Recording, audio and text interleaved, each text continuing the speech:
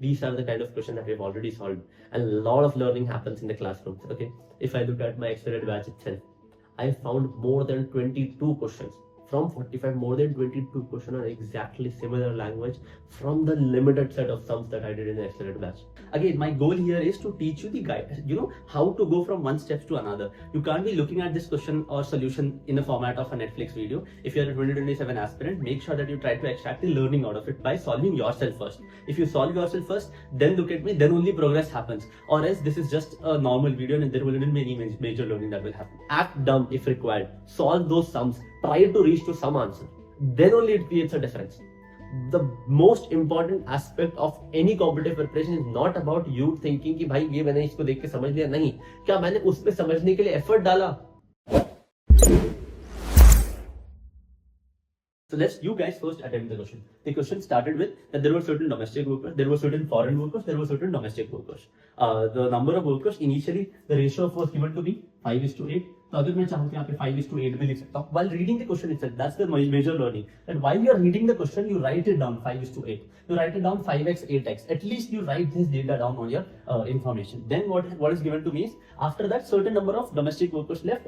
Certain number of workers. So no value was given to me. So let's say a number of workers left, or I don't know. Let's say a number of workers left, and let's say here it was given as 12 number of domestic workers left. Right? After the ratio becomes 2:3. Again, I cannot proceed to get to the answer. I'll have an equation here in this format. Again, यहाँ पे जब एक और important learning, अगर एक question के अंदर दो रेशियो दिए हुए तो आप कभी भी सेम वेरिएबल अटैच नहीं कर सकते. आप इसको 5x, 8x, 2x, 3x मत बनाना. आप यहाँ पे 5x, 8x बना सकते, इसको 2y, 3y बना सकते.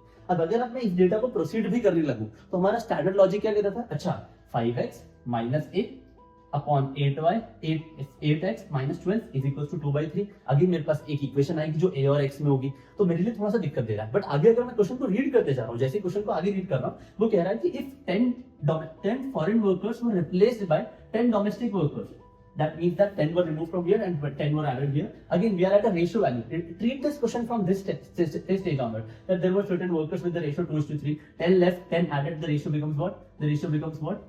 The new ratio becomes 3:7. Now this question becomes a very easy one if you look it from this lens. After you've written this data, only and only if you click it becomes a round one question that अच्छा मेरे पास ये ratio दिया हुआ है, 10 दिया हुआ है, मैं यहाँ पे एक वेरिएबल में काम कर सकता हूँ. तो what I mean is let's assume कि मैं इस स्टेज पर जब a और 12 वर्कर्स लेफ्ट थे उसका एक्चुअल वैल्यू ले लेता हूँ. तो assume कर लो इस पॉइंट इन टाइम पर मेरे पास 2x वर्कर्स थे और मेरे पास 3x वर्कर्स थे, 2x फॉरेन वर्कर्स थे, 3x डोमेस्टिक वर्कर्स थे. इससे मैंने 10 रिमूव किया और इससे मैंने 10 ऐड किया. Then the ratio became what? 3/7. Then the ratio became 3/7. अब rather than working on the entire another variable, और शायद इस वेरिएबल की जरूरत भी नहीं है क्योंकि क्वेश्चन के अंदर क्या दिया हुआ है? Number of domestic workers. आप लिखा करो डोमेस्टिक वर्कर्स इनिशियली कितने हैं, तो मुझे इसकी वैल्यू पता करनी है. अगर मेरे पास इसकी वैल्यू आ गई, जिस 3x की वैल्यू आ गई, उसमें मैं 12 ऐड कर दूंगा क्योंकि 12 सब्ट्रैक्ट किया था 8 वाले रेशियो वैल्यू में, तो मेरे पास 3x की वैल्यू आई थी, राइट? तो अगर मैं 3x की वैल्यू निकाल दूं और उसमें 12 ऐड कर दूं तो आंसर आ जाएगा मेरे पास. परफेक्ट हो. तो लेट्स मूव अहेड. चलो, तो अगर मैं इस क्वेश्चन को सॉल्यूशन की तरह मतलब नॉर्मली सॉल्व करता हूं, the question is done. 14x minus 70 is equals to 9x plus 30. Cross multiply, terms rearrange. 5x इधर आया, उधर जाके 100 हो गया, तो x का वैल्यू हो गया 20. And the question is done. Once you have 20, what is the data asking me? Number of domestic workers initially. You have 20, 3x की वैल्यू कितनी होगी? 3 into 20, number of domestic workers. At the time when 12 domestic workers left, so 12 add कर दो. जैसे 12 add किया, what happened? I got the number of domestic workers initial, and that is my answer. This is my answer. It becomes a very easy and a very round one question if you got the logic. I hope you got it in the examination, and I hope you got it right if you are solving it for if you are a IPMAT 27 aspirant. Let's look at the second question. But the very first question was a very round one, very traditional language, very traditional way of looking at it. There is alternative way you can look at this sum as कि आप चाहते तो यहाँ पर भी काम कर सकते थे. तो what I mean is आपके पास assume कर लो कि 5x है, 5x minus a, but again थोड़ा problematic होगा because इस रेशियो पे जाना थोड़ा, क्योंकि यहाँ पे एक वेरिएबल आ रहा है ना, ये दो वेरिएबल में जब तक खेलोगे दिक्कत होगा. बट यहीं पे अगर आप देखो तो सिर्फ एक वेरिएबल में काम हो सकता था. And that is your answer. 72 is your answer. Let's solve the second question. पता है दैट इज 3k + 20 = 50 अपॉन आपको गिवन बताइए यूनिट रेशियो कैसे. तो तुम अरे 8 + 5 से कंपेयर करोगे, मैं देखो तो जो बेसिक हमारा रेशियो है तो बेसिकली 2:3 which has 2/3 ऐसे फ्रैक्शन में डालो सॉल्व करो. तो बेसिक्स में बुला तो जल्दी बात समझ लेते हैं something that on the lecture. ठीक है, आपका बेसिक सही है. तो 3k + 250 and 5k + 250 इसका वैल्यू दिया हुआ है 2:3. The second question of IPMAT 2026. Again, what happens here is the data is linear geometry question, एकदम स्ट्रेट वन लाइनर था। जैसे जैसे आप डेटा को पढ़ रहे हैं वैसे वैसे अगर आप डायग्राम बना रहे हैं, अगर क्लिक होता है तो तब करिए, नहीं होता है तो छोड़ दीजिए। So again if you know the concept, I feel this could be considered as round 1. If you don't know the concept of cyclic quadrilateral and triplets, these are the two small concepts that are already being covered in lectures, live classes. अगर आप नहीं question solve करते वक्त अगर ये दो concept आपको click हो गए थे, then yes, it becomes a round 1. और नहीं क्लिक हुए थे तो then it becomes a round 3 question, because many times you tend to leave linear geometry. But this is the very reason I keep on asking you, I keep on begging you guys that don't leave any particular module or don't leave any particular topic, because this kind of a question comes up in an examination and you use your 4 precious marks, which would be required for you to clear the cutoffs, right? So again, let's look at the formula, the data set that is given to me. ABCD is a cyclic quadrilateral. अब अगर हमें cyclic quadrilateral पता ही नहीं है तो फिर question छोड़ना पड़ेगा। अगर हमें पता है तो कैसे प्रोसीड करेंगे? जैसे आपको डायग्राम बनाना आना चाहिए। अच्छा ठीक है, पहले एक सर्कल बनाते हैं, लीनियर ज्योमेट्री पढ़ रखा हमने, एक सर्कल बनाते हैं साइक्लिक क्वाड्रिलेटरल के लिए, उसके बाद इसके अंदर एक क्वाड्रिलेटरल इंस्क्राइब्ड है, that's what cyclic quadrilateral means. अब वो साइक्लिक क्वाड्रिलेटरल हमने बना दिया, ठीक है, ऐसा डेटा दिया हुआ है मुझे, इसके अंदर मुझे ABCD दिया हुआ तो इसको मार्क कर दो, ABCD is the cyclic quadrilateral. Data को पढ़ते पढ़ते आधी चीजें आ जाती है, डेटा को पढ़ते पढ़ते आधी चीजें आ जाती है। ABCD दिया हुआ था मुझे, AB का लेंथ दिया है मुझे 15, AB का लेंथ मुझे दिया हुआ है 15, और BC का लेंथ दिया हुआ है 20, ये 15 दिया हुआ है, ये 20 दिया हुआ है, और CD का लेंथ भी दिया हुआ था 24, ऑलमोस्ट आधी से ज्यादा चीज दे रखी है। और फिर ये डायगोनल, ये जो इंटरसेक्ट कर रहा है, इनको टच कर रहा है, उसका भी लेंथ दिया हुआ है 25। अब आपको यहाँ पर थोड़ा बहुत भी अगर कुछ लगाने की कोशिश करनी, अगर ये उस टाइम पर क्लिक हो गया, the fact that this is a triplet of 3 4 5, 3 5 4 5 5 5, and triplet हम कितनी बार पढ़ चुके हैं? हमने ट्रिपलेट कितनी बार कवर किया होगा? In the accelerated batch, in the marathon batch, in the lectures, every time we have covered triplets in 3 4 5 का triplet which is 15 20 and 25 is something that we have seen already so many times. अगर आपको जैसे ही realise होता है ये triplet है, मतलब ये राइट एंगल ट्रायंगल हो गया। अगर ये राइट एंगल ट्रायंगल है तो ये 90 डिग्री हो गया। The fact that this is a 90 degree right angle triangle, मतलब ये क्या हो गया? Diameter of the circle. अगर ये डायमीटर ऑफ द सर्कल है, सर्कमफ्रेंस पे 90 डिग्री बनाया है, तो किसी भी पॉइंट ऑफ सर्कमफ्रेंस पे वो 90 डिग्री ही बनाएगा। तो ये भी 90 डिग्री हो गया मेरा, ये भी 90 डिग्री हो गया। एंड यहाँ पर भी आपको ट्रिपलेट क्लिक होना चाहिए। 24 25 का ट्रिपलेट कौन सा है? 24 25 का ट्रिपलेट है 7 24 25, ये ट्रिपलेट है। वरना ये नहीं क्लिक होता तो 25 स्क्वायर माइनस 24 स्क्वायर कर लो, under the root 25 square minus 24 square आप रूट करने जाते काम हो जाता। इससे भी आंसर आ सकता है, वरना ट्रिपलेट पता है तो बहुत ही बढ़िया। आपको ट्रिपलेट पता है, this becomes a round 1 10 second question. Answer is 7 7 is the length of AD, 7 is the length of AD। अगर आपको ट्रिपलेट पता है, answer becomes what? 7 centimetre. And आप एक बिल्कुल 20 सेकंड 30 सेकंड में मार्क करके आगे बढ़ जाते हैं। तो this would have been a round 1 question if you only know 2 concepts. Very simple concept, cyclic quadrilateral, very doable, आपने डेटा डाला। दूसरा थिंग आपको ये पता होना चाहिए कि अगर आप 90 डिग्री एक सर्कमफ्रेंस पे एक सर्कल ने बनाया तो वो डायमीटर होता है, और डायमीटर हर पॉइंट पर, वरना आप ऐसे भी सोच सकते थे एक कॉर्ड है, एक कॉर्ड ने इधर 90 डिग्री बनाया, इधर भी 90 डिग्री बनाएगा, ऐसे याद रख सकते हैं। बट डायमीटर हमेशा सर्कमफ्रेंस पे 90 डिग्री का एंगल बनाते हैं। 90 डिग्री इधर बनाया तो 90 डिग्री इधर भी बनाएगा। ये भी एक राइट एंगल ट्रायंगल है विद 15 20 25 का triplet. This becomes a right angle triangle with triplet of 7 24 25। Thank you so much. Hope you did this. If you were not able to click it, if you didn't even know cyclic quadrilateral, this is not a round 1 question for you. But if you know the concept, if you know basic fundamental of geometry, linear geometry, this becomes a super easy question of linear geometry. Super easy, super direct, round 1. Okay? इस पे भी 3 4 5 का triplet use हो सकता है, और 5 12 25 का कौन सा है? 25 का कोई ट्रिपलेट है? 7 24 25, 7 24 25, इन दो ट्रिपलेट के अलावा और क्या ट्रिपलेट है? बस इसके अंदर क्या मल्टीप्लाई हुआ 25 का। Let's look at the fourth question. Now, once you've done the first 2 questions and then there is this conference, okay, I can do it, you read the third one and then you realize it's an LRDI set, then you try to figure it out in the actual paper, okay, where are the other 2 questions in the LRDI set, or are there any more questions or not? Then you decide that, okay, why to risk my time on particular set of questions, then why don't I do first the single set of questions? That's what my general strategy is. What you can pick up from this question is that it may seem like a long, lengthy question based on something that a science student can do, but if you just try it in a very logical, in a very comprehensive manner, it doesn't require any science concept, it doesn't require anything as such. It just requires you to have basic fundamentals, right? The question is basically talking about that you are given a certain temperature. ऐसा एक आपको अगर room temperature और मुझे किसी temperature को Celsius में, degree Celsius में कैलकुलेट करना है, तो वो मैं भी कर सकता हूँ। जैसे रूम टेम्परेचर 38 डिग्री सेल्सियस हमारा टेम्परेचर होता है, और उसी चीज में फ़ारेनहाइट में कैलकुलेट करना चाहता हूँ, तो उसमें सेल्सियस की वैल्यू जैसे 30 रख दूंगा, तो 30 into 1.8 plus 32 will give me temperature in Fahrenheit. So this is a measure of a temperature. Again, it's a very super simple direct question if you see. Question ने बोला क्या है कि एक्चुअली आपके साथ सीन ये था कि आपका एक मुझे आप या तो टेम्परेचर फ़ारेनहाइट में दे सकते हैं, या तो आप टेम्परेचर दे सकते हैं सेल्सियस में, है ना, डिग्री सेल्सियस और डिग्री फ़ारेनहाइट। एंड एक्चुअली होता क्या है कि एक पर्सन था, उसने टेम्परेचर देखा फ़ारेनहाइट में, बट उसने रिपोर्ट किस में किया, उसने जो रिपोर्ट किया वो किया सेल्सियस में, 1 डिग्री सेल्सियस में. That's what it said, right? And then what that led to do, उस वजह से जो मेरा एक्चुअल टेम्परेचर आया है ऑन पेपर वो 144% हायर आया देन द एक्चुअल टेम्परेचर. जो रिजल्टिंग टेम्परेचर आया वो 144% higher than the actual temperature. That's what the question states, right? So all I'm asking you is, in actual temperature, how much is it in degree Celsius? The relationship was given in Fahrenheit to degree Celsius. Why don't I convert? तो अगर मेरे पास x degree as a Fahrenheit दिया हुआ है, अगर मुझे Celsius में कन्वर्ट करना है तो क्या करना पड़ेगा? मुझे बेसिकली c की वैल्यू निकालनी है. अगर मुझे कोई पर्टिकुलर, तो फॉर एग्जांपल जैसे 10 डिग्री Fahrenheit दिया हुआ है, तो वो सेल्सियस में कितना हो जाएगा? 10 - 32 upon 1.8. That's what I'm trying to say, right? You just had to write this expression converting Fahrenheit into Celsius, which is what? 1 Fahrenheit or x Fahrenheit minus 32 upon 1.8. Isn't this the temperature at degree Celsius? For example, अगर x की value 100 होती, c की value अगर 100 है, तो 100 into 18 कितना होता है? 180 plus 32, 212. 212 is basically 100 into 212 is basically in Fahrenheit. But वही अगर मेरे को 212 Fahrenheit दिया और सेल्सियस निकालना है, तो मैं 212 minus 32 करूंगा, which is what? 180 divided by 1.8. So you get my point. You're getting what my concept and what I'm trying to talk about, right? That's how you calculate from Fahrenheit to Celsius. So all in all, you have to realize कि अच्छा ये जो value है, ये है मेरे पास x minus 32 upon 1.8. And this value is 144% higher than the actual. तो जो मैंने रिपोर्ट किया है वो एक्चुअल से 144% हायर है. 144% हायर मतलब 144 upon 100 plus 1, so that is 244 upon 100 into x minus 32 upon 1.8.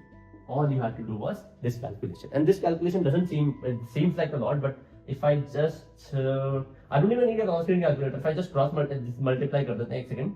हाँ, 1.8 into 100, that makes it 180. इसको cross multiply करेंगे, this becomes 180x, and this is what? 244x. As I always mention, don't try to find the final calculation. Just wait till the last step. Don't calculate everything. So you just have to write it here like this: 244 into 32 into 32 कर दिया. 0.32 नहीं है वो, into 32 है. मैं terms rearrange करूंगा तो ये कितना बचेगा मेरे पास? 64x. 64x is equals to 32 into 244. Okay, then ये कैंसिल, ये टर्म हो जाएगा 2, ये हो जाएगा 1, ये कैंसिल हुआ, यहाँ बचा 122 डिग्री एंड x का वैल्यू 122 है. तो जो एक्चुअल टेम्परेचर है वो 122 डिग्री फ़ारेनहाइट है और हमने उसे रिपोर्ट कर दिया इन सेल्सियस. दैट्स व्हाई x की वैल्यू हुई 122. Yes is the answer. It's a round one question. Now I don't even know that at which stage I decide to leave it or do it. If you're just able to click the fact that okay, x actually ये दिया था, report ये कर दिया मैंने, इस reporting data के बाद all I had to convert this entire actual temperature into x minus 32 degree Fahrenheit और उसके अंदर सॉल्व कर लिया. तो आप ऐसे कर सकते थे. आप फ़ारेनहाइट में लेके आते तो फिर उसका भी 144% हायर निकालते. Then again it's slightly more, don't try to mess things up, don't try to make things easy, try to make things in a very structured format. That's what it matters. चलो Celsius to Celsius ज्यादा है तो let me convert x into Celsius. The actual temperature on Celsius is x minus 32 upon 1.8. मैंने x की report कर दिया, इस वजह से 144% हायर वैल्यू आई. ये 244 upon 100 कहां से है? 144% प्लस होगा ना, मोर देन 144%, तो 1 plus 144 upon 100 into initial value will give me what? Final value. That's what the value increased by 144% means, right? Hence you are able to get to the answer as 122 degree, whatever 122 degree is the answer. Okay, let's look at the sixth question. Now, whenever such a question arises in front of you, you see an algebraic equation, some modular, some inequality, right? There's this natural extension that you should be able to create कि what are the steps that are required, right? अगर एक quadratic inequality है या फिर एक modulus inequality है तो broadly हमें पता है. बट यहाँ पर अगर मैं देखूं तो कॉम्बिनेशन ऑफ टू एक्सप्रेशन, अगर ये एक स्टैंडर्ड क्वेश्चन होता then I would have considered it to be around 2 or around 1, right? But this is a kind of expression that I have not traditionally been exposed to. If you've solved this type of language, if you've solved this type of an expression, if you know okay there could be combination of 2 type of functions and then can expression be testing you on inequality, then yes, it becomes a round 2 for you. But for me, primarily I have kept it in round 3. The reason is simple because not immediately I could think of it. हाँ, अगर मैं इसको examination paper के perspective से बता रहा हूँ, इसको जब मैं अपने काम माइंड से जब नॉर्मली सॉल्व कर रहा हूँ, I was able to get it in one go. But I am 100% certain that if I was doing it under time pressure in the examination pressure, I would try to be a little refraining from this kind of an expression. Maybe it depends on that command. I would really push forward you guys to do this combination of different expression. अभी आपने इधर एक square root रख रखा है, आपको एक और क्वेश्चन सोचना चाहिए जिसमें मॉडुलस में प्लस साइन लगा हुआ है, या फिर अलग अलग एक्सप्रेशन बनाते रहना चाहिए, ट्राई करते रहना चाहिए किस तरह से क्वेश्चन की सॉल्यूशंस चेंज हो सकते हैं। This can be done by your end as well from this very question. तो आपको यहाँ से ही काफी सारी लर्निंग मिल सकती है। Now keeping aside that part, let's solve this sum. What is given to me? It is based on what concept? Modulus plus inequality. And the question goes like that: n is an integer. This is the expression given to me. That mod of n plus 6 minus mod of n minus 3 upon under the root 100 minus n cube is greater than or equal to 0. Find the possible values of n. To solve this one, I basically need the fundamental of inequalities. What I mean by fundamental of inequalities? How have we studied inequalities? क्या तो let's से मैं वो factors के format में convert कर देता था, राइट? मैं फैक्टर्स के फॉर्मेट में कन्वर्ट कर देता था।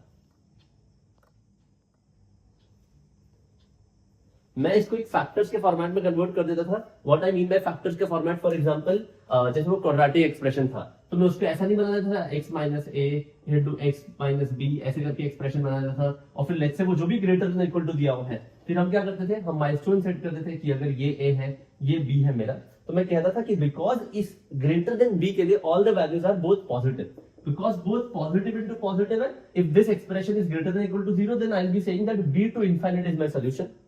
b to infinite is my solution. In this region, one of the factor that is जो x minus b वाला फैक्टर वो नेगेटिव हो जाता है और x minus a वाला फैक्टर पॉजिटिव ही रहता है, तो negative into positive still remains negative, तो यहाँ पे कोई सोल्यूशन लाई नहीं करता। बट इस रीजन में दोनों negative into negative minus infinite to a के बीच वाले रीजन, तो जो वेवी कर्व मेथड होता है उसमें यही होता है कि बिकॉज मेरे कुछ even number of terms negative होते हैं, ऑड नंबर ऑफ टर्म्स मेरे पॉजिटिव होते हैं, तो इस तरह से ही क्वेश्चन चलता है ना उसमें। तो वही लॉजिक यहाँ पे भी लगाना है कि आपका सामने एक एक्सप्रेशन, अगर आपको ये लॉजिक क्लिक हुआ कि समझ आया कि मैंने किस तरह से क्वेश्चन के अंदर चीजें पिक करी है, तो I can basically use the same fundamental, exactly same concept in that very question that is in front of you. What I am gonna give you, what I am gonna start with the idea is that ये जो expression है मेरे सामने, अगर मैं उसे भी एक एक्सप्रेशन की तरह ही ट्रीट करूं, मतलब अगर आप ऑब्जर्व करते हैं ब्रॉडरली कि this expression is mod plus mod minus mod and upon something, तो अगर इमेजिन करो कि ऊपर वाला और नीचे वाला दोनों के दोनों पॉजिटिव है, अगर दोनों के दोनों पॉजिटिव है तो positive upon positive will give me what, greater than equal to 0, output would be positive only.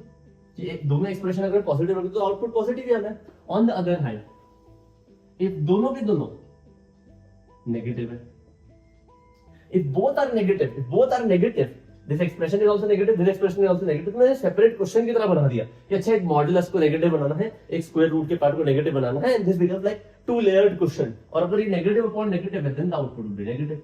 अगर आपको ये लॉजिक क्लिक हुआ तो हम इसके लॉजिक के बेसिस पे इसको आराम से सॉल्व कर सकते हैं। अब मैंने इतना एक्सप्लेन किया बट आपको ये समझ आ गया तो फिर तो क्वेश्चन बन सकता है। हाँ, बस उसके बाद भी थोड़ी स्टेप बाय स्टेप वर्किंग है। तो अगर मैं पहले इसी चीज से स्टार्ट करूं तो मैं कहता चाह रहा हूं ऊपर वाला भी पॉजिटिव एंड नीचे वाला भी पॉजिटिव, ऊपर वाला भी पॉजिटिव एंड नीचे वाला भी पॉजिटिव, मतलब mod of n plus 6 minus mod of n minus 3 is greater than और equal to 0 and under the root 100 minus n cube is greater than 0. I am not putting here equal to sign because if this becomes 0, it becomes undefined, right? So therefore, I have just kept this expression as greater than equal to 0 and this expression as just greater than 0. In the similar lines, I can make this expression in the lesser than equal to 0 and lesser than 0. We'll solve that case. First, let's solve this one.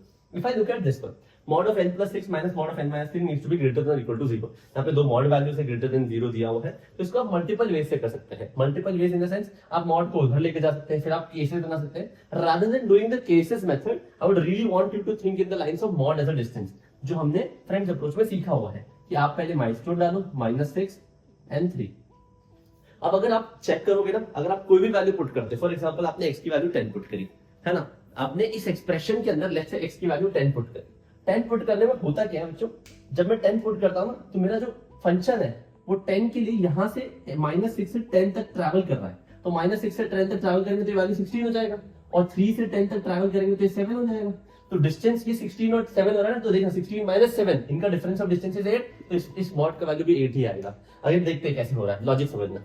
ये इसमें जब आप 10 रखते हो, 10 पे ये value कितना हो गया 16, ये वैल्यू कितना हो गया 10 पर 7, देखो 16 माइनस 7 8 ही आ रहा है वैल्यू। तो मॉड जब इस तरह से एक मॉड होता है ना, वो डिस्टेंस की तरह ट्रीट होता है। फॉर एग्जांपल अगर यहीं पे लेट्स से मैंने कोई भी वैल्यू इधर रखी, अगर मैंने कोई भी वैल्यू इधर रखी, फॉर एग्जांपल लेट्स से -20 रख देता है, -20 में ये कितना ट्रैवल करेगा 14 यूनिट, क्योंकि -6, और ये कितना ट्रैवल करने वाला है 14 प्लस ये डिफरेंस इनके बीच का डिस्टेंस कितना है 9 यूनिट, तो 23 ट्रैवल करेगा। तो देखो 14 माइनस 23, तो वैल्यू कितना आने वाला है 14 माइनस 3 माइनस 7 सा कुछ माइनस 6 प्लस 3 9 सा कुछ आने वाला, माइनस 9 का डिफरेंस आ रहा है, समझ आ रहे हो? तो ये तो नेगेटिव हो गया। तो आपको समझ आ रहा है, जब मैं 6 माइनस 6 के इधर ट्रैवल कर रहा हूं, तो 3 वाला जो बंदा है, जो यहाँ पे ए बैठा हुआ है, मैं पढ़ा चुका है इस लॉजिक को, जो ए बैठा हुआ है उसको इतना डिस्टेंस ट्रैवल करना है, बट बी को इतना डिस्टेंस ट्रैवल करना है। जब मैं इधर की साइड जा रहा हूं, तो ए को हमेशा बी से ज्यादा डिस्टेंस ट्रैवल करना है। तो yes, my possible solutions are in this direction. On the other hand, when I look at it, कि अगर मेरे को बीच में ट्रैवल करना है, बीच में कहीं ट्रैवल करना है, अगर मैं इस पॉइंट पे आता हूं,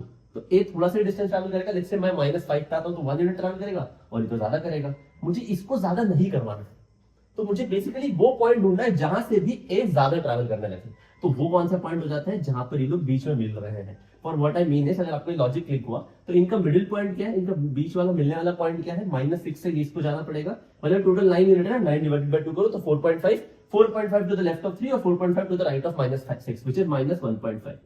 तो -1.5 से आप देखो, ए अगर -1.6 से, तो इसका डिस्टेंस होगा 4.5। देखो -1.5 रखो यहाँ पे, -1.5 प्लस 6 इज 4.5। यस एग्जैक्टली, -1.5 यहाँ रखोगे तो -4.5 आएगा, but -4.5 becomes 4.5 and this becomes 0. So this is the very first place where if A travels this much distance, B is traveling exactly distance. And after this point onwards, A will always be traveling more. आप चाहे तो observe कर सकते हैं, A यहाँ travel कर रहा है तो B इधर ट्रैवल कर रहा है, A आगे ट्रैवल करेगा तो B थोड़ा और करेगा, A हमेशा B से ज्यादा ट्रैवल कर रहा है। And that's what will always make this mod as greater than this value. This mod will always be greater than this value. If you got the logic, अगर आप चाहते तो इसको एकदम डायरेक्टली भी कर सकते थे, मॉड को उधर लेके जा सकते थे, दो केसेस बना सकते थे, but I would really want you to learn this conceptual understanding helps you solve many type of questions of models. अगर आपको ये समझ आया, तो यहाँ पे मेरी जो रेंज आ रही है कि -1.5 से उधर जितना भी मैं जा रहा हूँ इनफाइनाइट तक, तो -1.5 से लेके, है ना, -1.5 से लेकर इनफाइनाइट तक all my values are positive. Union था, बस हो गया।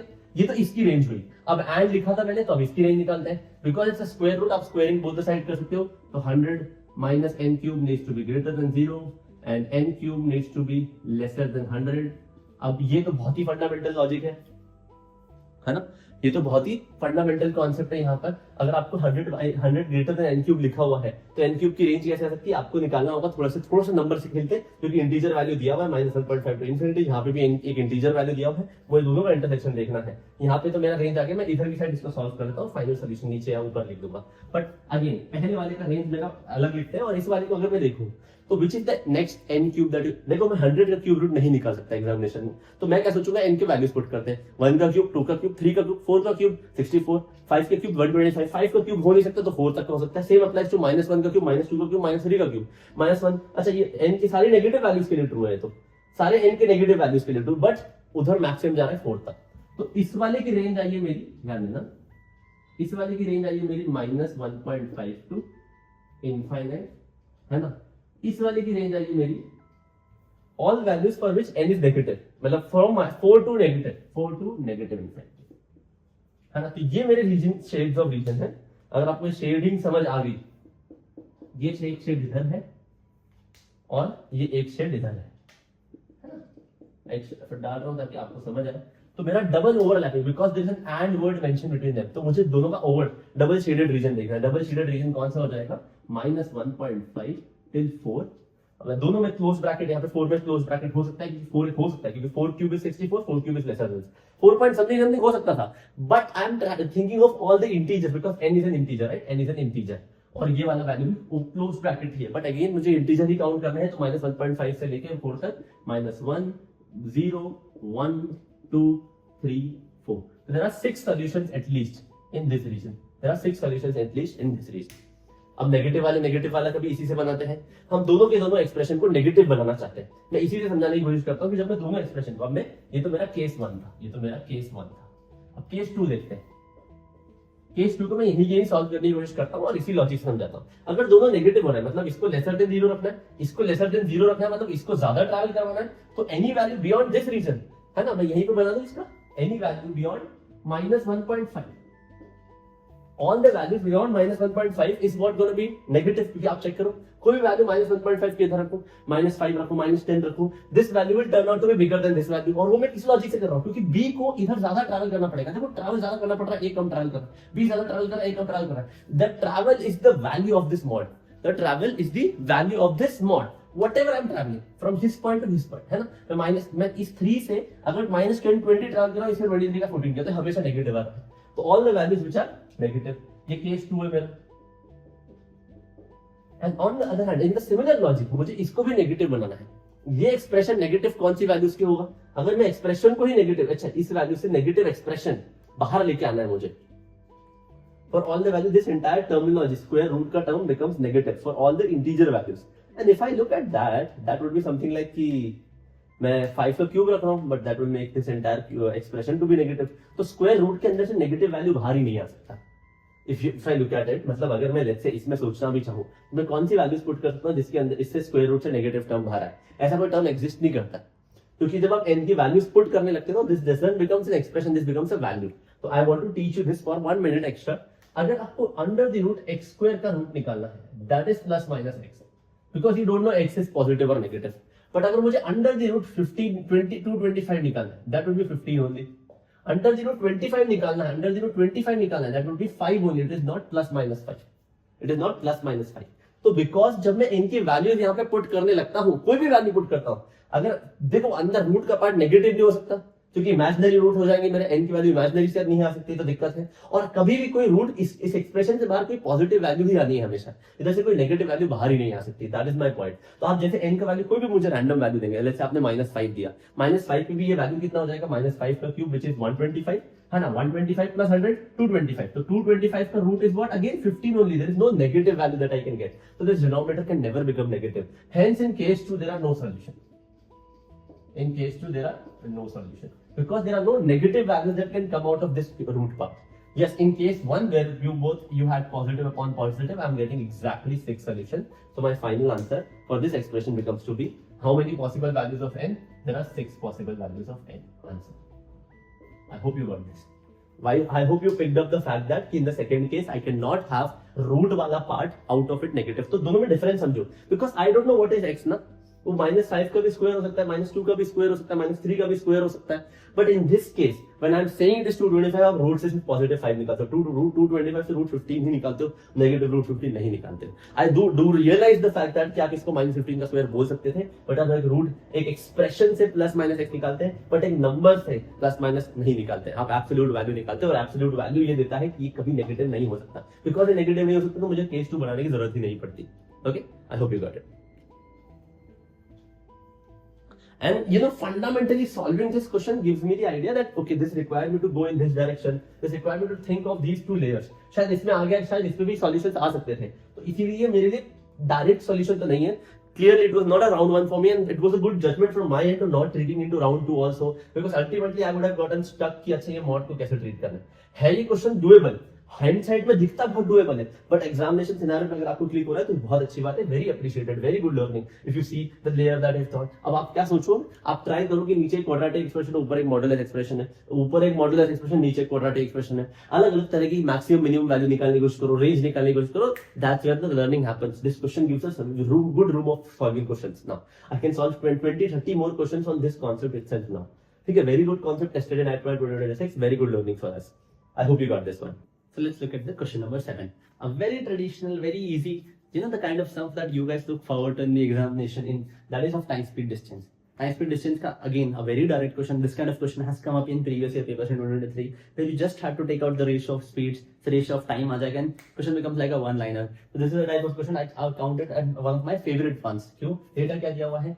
A man starts walking from point A to B at a speed of 4 km/h. So man is walking at a speed of what? 4 km/h. After 30 minutes, what the data talks about is after 30 minutes, a woman starts at a speed of what? 6 km/h, है ना? 6 km/h पे woman आती है, and she reaches what? 30 minute बाद जा रही है, and she reaches 20 minutes earlier, and she reaches what? 20 minutes early. What does that mean in the entire traveling part? From man A to B जितने भी time में travel किया उससे 50 minute lesser time में ए टू बी ने women ने travel कर लिया, that's what the data is talking about. तो लेट्स से अगर मैन की, और इसमें क्या है, मेरा distance has remain constant, if distance has remain constant speed is inversely proportional to time. तो मेरा स्पीड का रेशियो अगर 4:6 है व्हिच इज व्हाट 2:3, तो टाइम, ये स्पीड का रेशियो, ये स्पीड का रेशियो है, तो टाइम का रेशियो क्या हो जाएगा उल्टा, which is what 3:2। And the difference in the time taken, difference in the time taken is one ratio value में, एक्चुअल वैल्यू में कितना 50 मिनट्स, एक्चुअल वैल्यू में कितना 50 minutes. If 50 minutes is you multiply here, then you multiply 50 here, 50 here. So technically, the man who has traveled at a speed of 4 km per hour has traveled for how much time? 150 minutes. And the woman who traveled at a speed of 6 km per hour has traveled for how much time? 100 minutes. That is the actual time that I've gotten. Actual time आ गया, अब आप किसी से भी distance निकाल सकते हैं, किसी से भी डिस्टेंस निकाल सकते हैं। मेरा मतलब है लेट्स से डिस्टेंस क्या होता है, स्पीड इनटू टाइम। आप let's say speed of movement ही दे देते हैं, तो स्पीड ऑफ मूवमेंट है 6 km per hour into 100 minutes, but it is in minute, और डिस्टेंस स्पीड तो आपने किलोमीटर पर आवर पे लिया है, तो इसको पर आवर में कन्वर्ट कर दीजिए, तो ये हो गया मेरा 100/60 hours into speed of woman which is 6, will give me the total distance. Very direct question, 10 cancel, answer is 10 km. It cannot be easier than this one. The question cannot be easier than this one. This is a traditional round one question, only you had to use of the proportionality concept. हम ये question काफी बार कर चुके हैं accelerate batch के अंदर, तो हमने इस टाइप की 3-4 बार, ऐसे 3-4 बार से कहीं ज्यादा बार इस टाइप की लैंग्वेजेस देखी होती है। This would have been your round one question. I am telling you that in the actual paper, they are not all the questions are tough. You have to just find the easy ones, and you have to keep your calm. You have to keep that patience कि हाँ मैं paper के अंदर pick करके कर लूंगा, ठीक है। Don't worry, MCQ सेक्शन में भी हम बात करेंगे, बट ऐसे सेक्शन के अंदर हमने traditionally one more round one question that we found out after question number 1 and 2. Question number 7 becomes the cakewalk for us. Now only you have to figure it out is कि 4:3 ratio आया किसका है, क्योंकि अगर आप पहले वाले case में देखें तो when I was going at 30 km/h I was reaching 4 minutes after the reporting time। तो अगर रिपोर्टिंग टाइम जैसे t है 10 o'clock है तो 10:04 पे पहुंच रहा हूं, तो t + 4 मिनट पे पहुंच रहा हूं, एंड इधर की साइड t -3 मिनट पे 3 मिनट बिफोर रिपोर्टिंग टाइम, तो इनके बीच का डिफरेंस क्या है 7 मिनट का, तो this one refers to what 7। कैसा है डिफरेंस अगर मैं 10:04 पे पहुंच रहा हूं या 9। Let's look at question number 8. Now question number 8 seems to be slightly tricky in terms of language given. यार सेमी एनुअली है, डेटा गिवन है, बट अगर मुझे कॉन्सेप्ट पता है तो then this question is also doable, but I would still not take the risk of doing it in the round 1 itself. I would push it into round 2 because again why would I want to do some sort of a calculation, compounding लग रहा है, अच्छा year and पे इतना payment है ये easy question है, एकदम doable, but given the set of question that I have in front of me I would either put it in round 1 और round 2.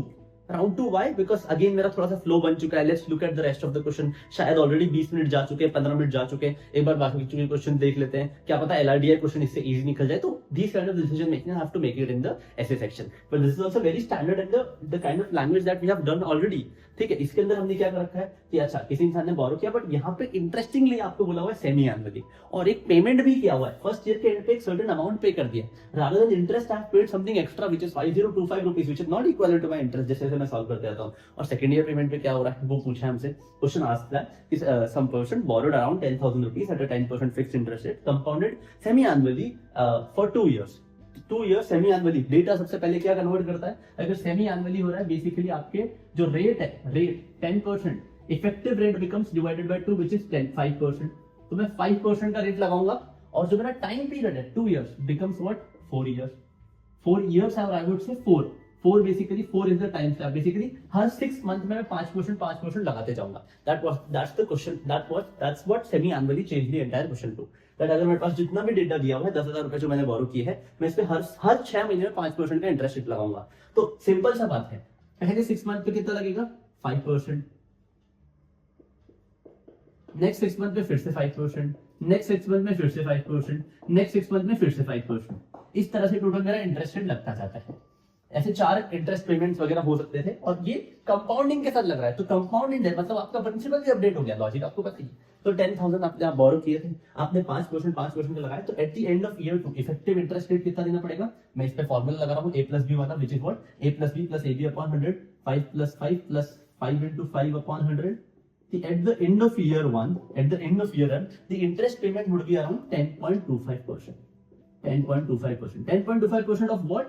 10,000 the amount I borrowed. तो आपका interest payment कितना हो जाएगा, आपका इंटरेस्ट पेमेंट कितना हो जाएगा 10.25% ऑफ दिस. तो 10.25 upon 100 into 10,000, 10 0 कैंसिल, 100 से मल्टीप्लाई करना है. तो my interest payment becomes what 1025 rupees.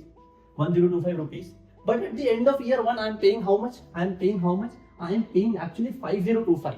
तो व्हाट डज दैट मीन, मेरे पास 5025 जो मैंने पे किया है, it consist of an interest payment which is 1025. तो जो एक्स्ट्रा 4000 है ये किस चीज का पे कर दिया मैंने? ये जो एक्चुअली जो एक्स्ट्रा 4000 है ना, that is made payment on my principal. तो जो पहले मेरा 10,000 का प्रिंसिपल था उसमें से मैंने 4,000 और कम कर दिया। तो जो नेक्स्ट ईयर का प्रिंसिपल होगा तो मेरा कितना हो जाएगा? Plus 6,000 rupees. 6,000 कैसा है? 4,000 माइनस 6,000। और इसके ऊपर ये दोनों इंटरेस्ट रेट लगने वाले हैं। ये दोनों इंटरेस्ट रेट लगने वाले हैं। अगर आपको ये क्लिक हुआ तो बढ़िया सोल्यूशन है, इजी सोल्यूशन है ये है ना? तो क्या क्वेश्चन है? अच्छा, अब 6,000 में मुझे 5% लगाना है। एंड क्योंकि देखो मेरे पास टोटल 10,000 का लोन था, 10,000 में से मैंने 1025 जो एंड ऑफ ईयर 2 मैंने 10,000 रखे थे, उस पे इंटरेस्ट रेट बना था 10.25%, तो 1025 मैंने पे कर दिया, प्लस एडिशनल 4,000 भी पे कर दिया। तो बैंक से मैंने सिर्फ टेक्निकली 6,000 रुपीज ले रखे हैं फॉर 1 more year, क्योंकि 2 ईयर का साइकिल था, और प्लस 5% का मेरे इंटरेस्ट रेट लगेंगे। अगेन प्लस 5 ऑलरेडी कैलकुलेट कर लिया, तो इफेक्टिव इंटरेस्ट रेट कितना लगाना है? 10.25%। इफेक्टिव 10.25%। अब आपको बस यहाँ पे ऑन स्क्रीन कैलकुलेटर यूज करना था कि आप 10.25% ऑफ 6,000 में ऐड कर दीजिए, तो प्रिंसिपल प्लस इंटरेस्ट आप पे बैक कर देंगे। इसका इंटरेस्ट पेमेंट कितना हो जाएगा? 10.25% of 6,000, which would be what? Again 0 0 2 cancel, 6 से मल्टीप्लाई करता हूं तो दिस बिकम्स 6150, बट एक डेसिमल क्योंकि अपॉन 100 है, यहाँ से 2 कैंसिल किया तो एक ही डेसिमल शिफ्ट होगा, तो 615 is the interest amount. And आपका प्रिंसिपल अमाउंट कितना बैक करना है? 6,000। तो amount that you have to return back is 6,000 plus 615, तो आपको टोटल 6615 रुपीज पे बैक करने हैं। And that becomes my answer. I hope आपको ये क्वेश्चन समझ आ गया। तो देखा, again after you got the fundamental, क्या अच्छा ये जो चीजें होती है मैं राउंड 2 में करना पसंद करूंगा। मैं पहले राउंड में एकदम दिखता नहीं है ना आंसर, तो ये इसी टाइप ऑफ क्वेश्चन को मैं अगर मैं पेशेंस के दिमाग के साथ एकदम हल्के माइंड के साथ करूंगा तो आंसर तक पहुंच जाऊंगा। तो दिस काइंड ऑफ लैंग्वेजेस और सेमी एनालिटिकल का जो कंसेप्ट है वो बिल्ट है हमारा, अगर करा हुआ है तो then this question becomes a doable one, and hence we would have done it very easily in round 2 also. ऐसा 4 बार हुआ है। इसका कितना हो जाएगा? 5 + 5 = 7/500, a + b + ab/100। So let's look at question number 10. Now question number 10 in an examination scenario is slightly pressurizing. The reason is simple, because there are 4 lines to the given sum.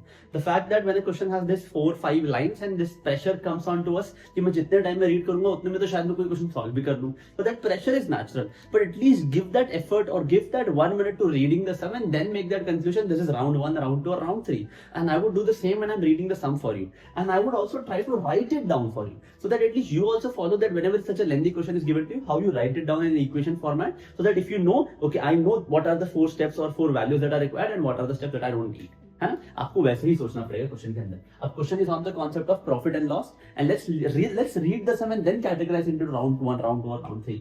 So there are, if you start with the basic data set, there are I guess 3 oranges, there are 3 oranges and there are 5 mangoes, right? There are 5 mangoes, and about these 3 oranges and 5 mangoes given data is that it is costing us at ₹20 and this is costing us at ₹38. So this is the cost price given to me. This is the cost price of each article is given to me, and the cost price of each article is given to me.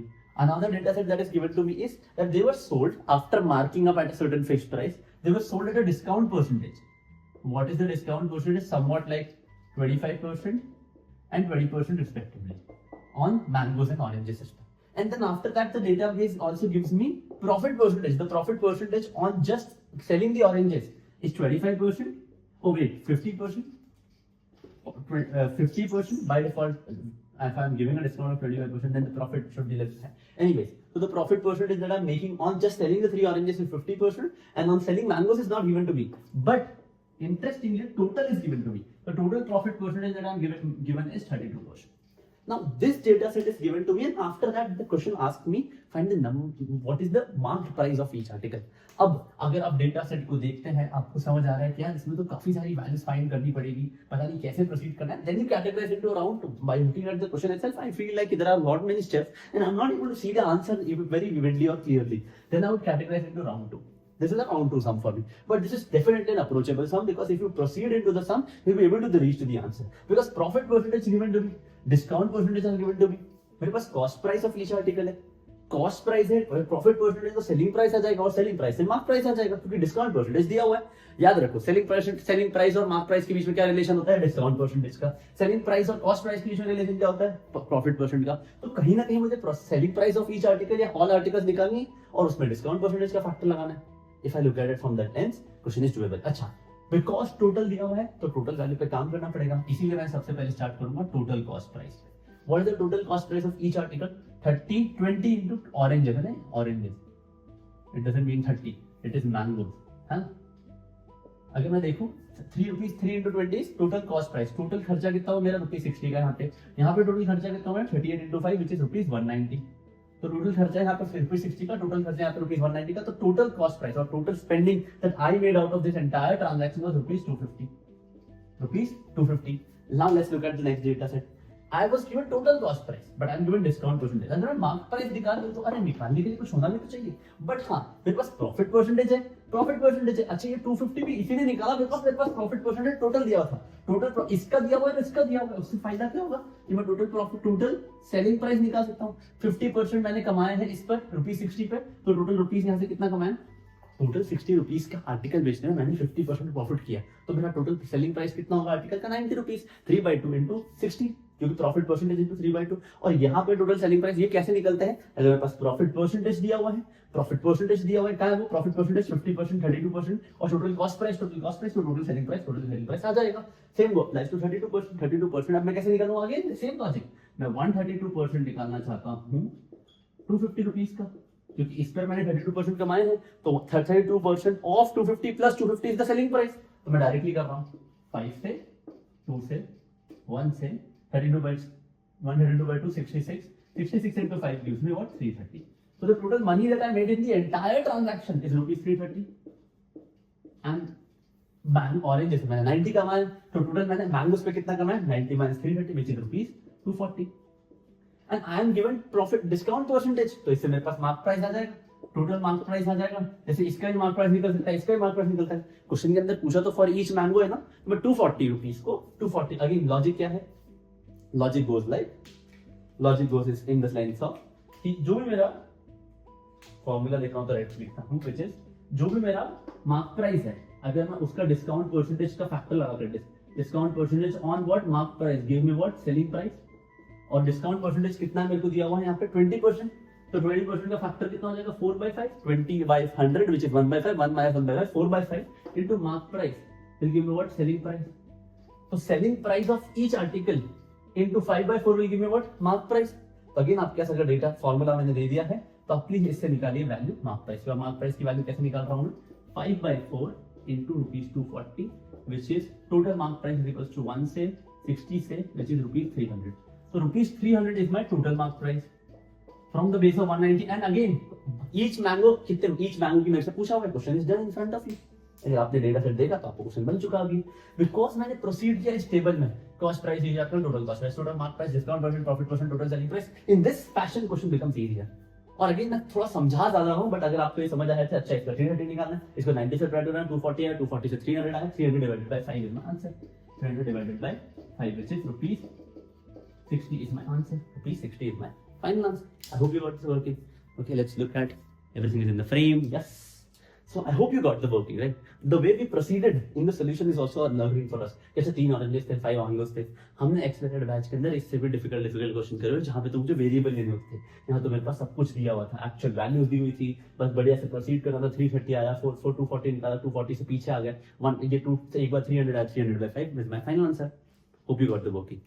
Hope you got the solution and hope you try to make things more structured in a very logical manner. जब आप ऐसे step by step fashion में जाते हैं तो आप data miss out नहीं करते हैं। बिकॉज मैं जब लिख ही रहा था तो मैंने इसी ऑर्डर में लिखा, अच्छा total cost price, discount percent, profit percentage है। इसी में तो हमको डायग्राम भी बना लेते हैं, कॉस्ट प्राइस पे डिस्काउंट, कॉस्ट प्राइस पे आपने मार्कअप परसेंट लगाया, मार्कअप परसेंट में डिस्काउंट परसेंट लगाया और तभी आपका प्रॉफिट परसेंट आता है। तो इसी फैशन में मैं नीचे गया हूँ इस डेटा के अंदर। Hope you got it. Okay, thank you. Let's look at this one. Anyways, I categorize this into a round 2 question. This is not a round 3 or round 1 for me. Round 3 तब होता है बिल्कुल जमा ही नहीं, बना ही नहीं, बट अगर concept पता है तो बन जाएगा। और राउंड 1 तब होता है जब एकदम देखते से ही बन गया, तो मुझे तो ये देखते से नहीं बन रहा था। तो for me it was not round 1, for me it was round 2. So let's look at the question number 11 in front of us. अब क्वेश्चन नंबर 11 की लैंग्वेज को अगर मैं पढ़ने बैठता हूँ, क्या दिया हुआ था कि एक S denote an AP where the first term is either 132 or 158. तो अच्छा तो दो A allowed है, मतलब मेरे की A दो अलग है। And D is an even integer less than 10. Okay, तो even integer less than 10 would be what 2, 4, 6 ऐसा कैसा। और A n दिया है 174 and distinct values of n पूछा तो एकदम because the data set is such thing that you have to make cases, I would rather put it in round 2. Why would I do it in round 1? But ये जो concept है, अगर मैं conceptually देखूं तो इतना कॉम्प्लिकेटेड कॉन्सेप्ट नहीं है। इवन इंटीजर लेस देन 10 क्या क्या हो सकते हैं, 2, 4, 6, 8। तो डी की 4 वैल्यूज पॉसिबल है, ए की 2 वैल्यूज पॉसिबल है। आप ए एन से इक्वेट करते जाइए, आपके एक्सप्रेशन बनता जाएगा। तो मेरे लिए शायद ये राउंड 3 तो नहीं है, क्योंकि मैं इस क्वेश्चन में वापस आना पसंद करूंगा because of the familiarity of AP GP का formula. Because the question doesn't demand me anything out of the blue, it just demands me that I should know the formula of an ANth term of an AP and how should I put these values. If that's all I can figure it out, then the question becomes doable. Let's start with this one. Question बना हुआ है S denote an AP, A is this, and D denotes this, AN दिया हुआ है distinct values of n. अब AN क्या होता है बच्चों? AN होता है मेरा A plus n minus 1 into D. A plus n minus 1 into D. But भैया यहाँ तो मेरे पास A भी फिक्स नहीं है, D भी फिक्स नहीं है, तो मैं वही कहना चाह रहा हूँ ना, मेरे D की क्या क्या पॉसिबल वैल्यूज है? D की पॉसिबल वैल्यूज है 2, 4, 6, 8। मेरे A की क्या क्या पॉसिबल वैल्यूज है? 132 and 158. These are the two possible values.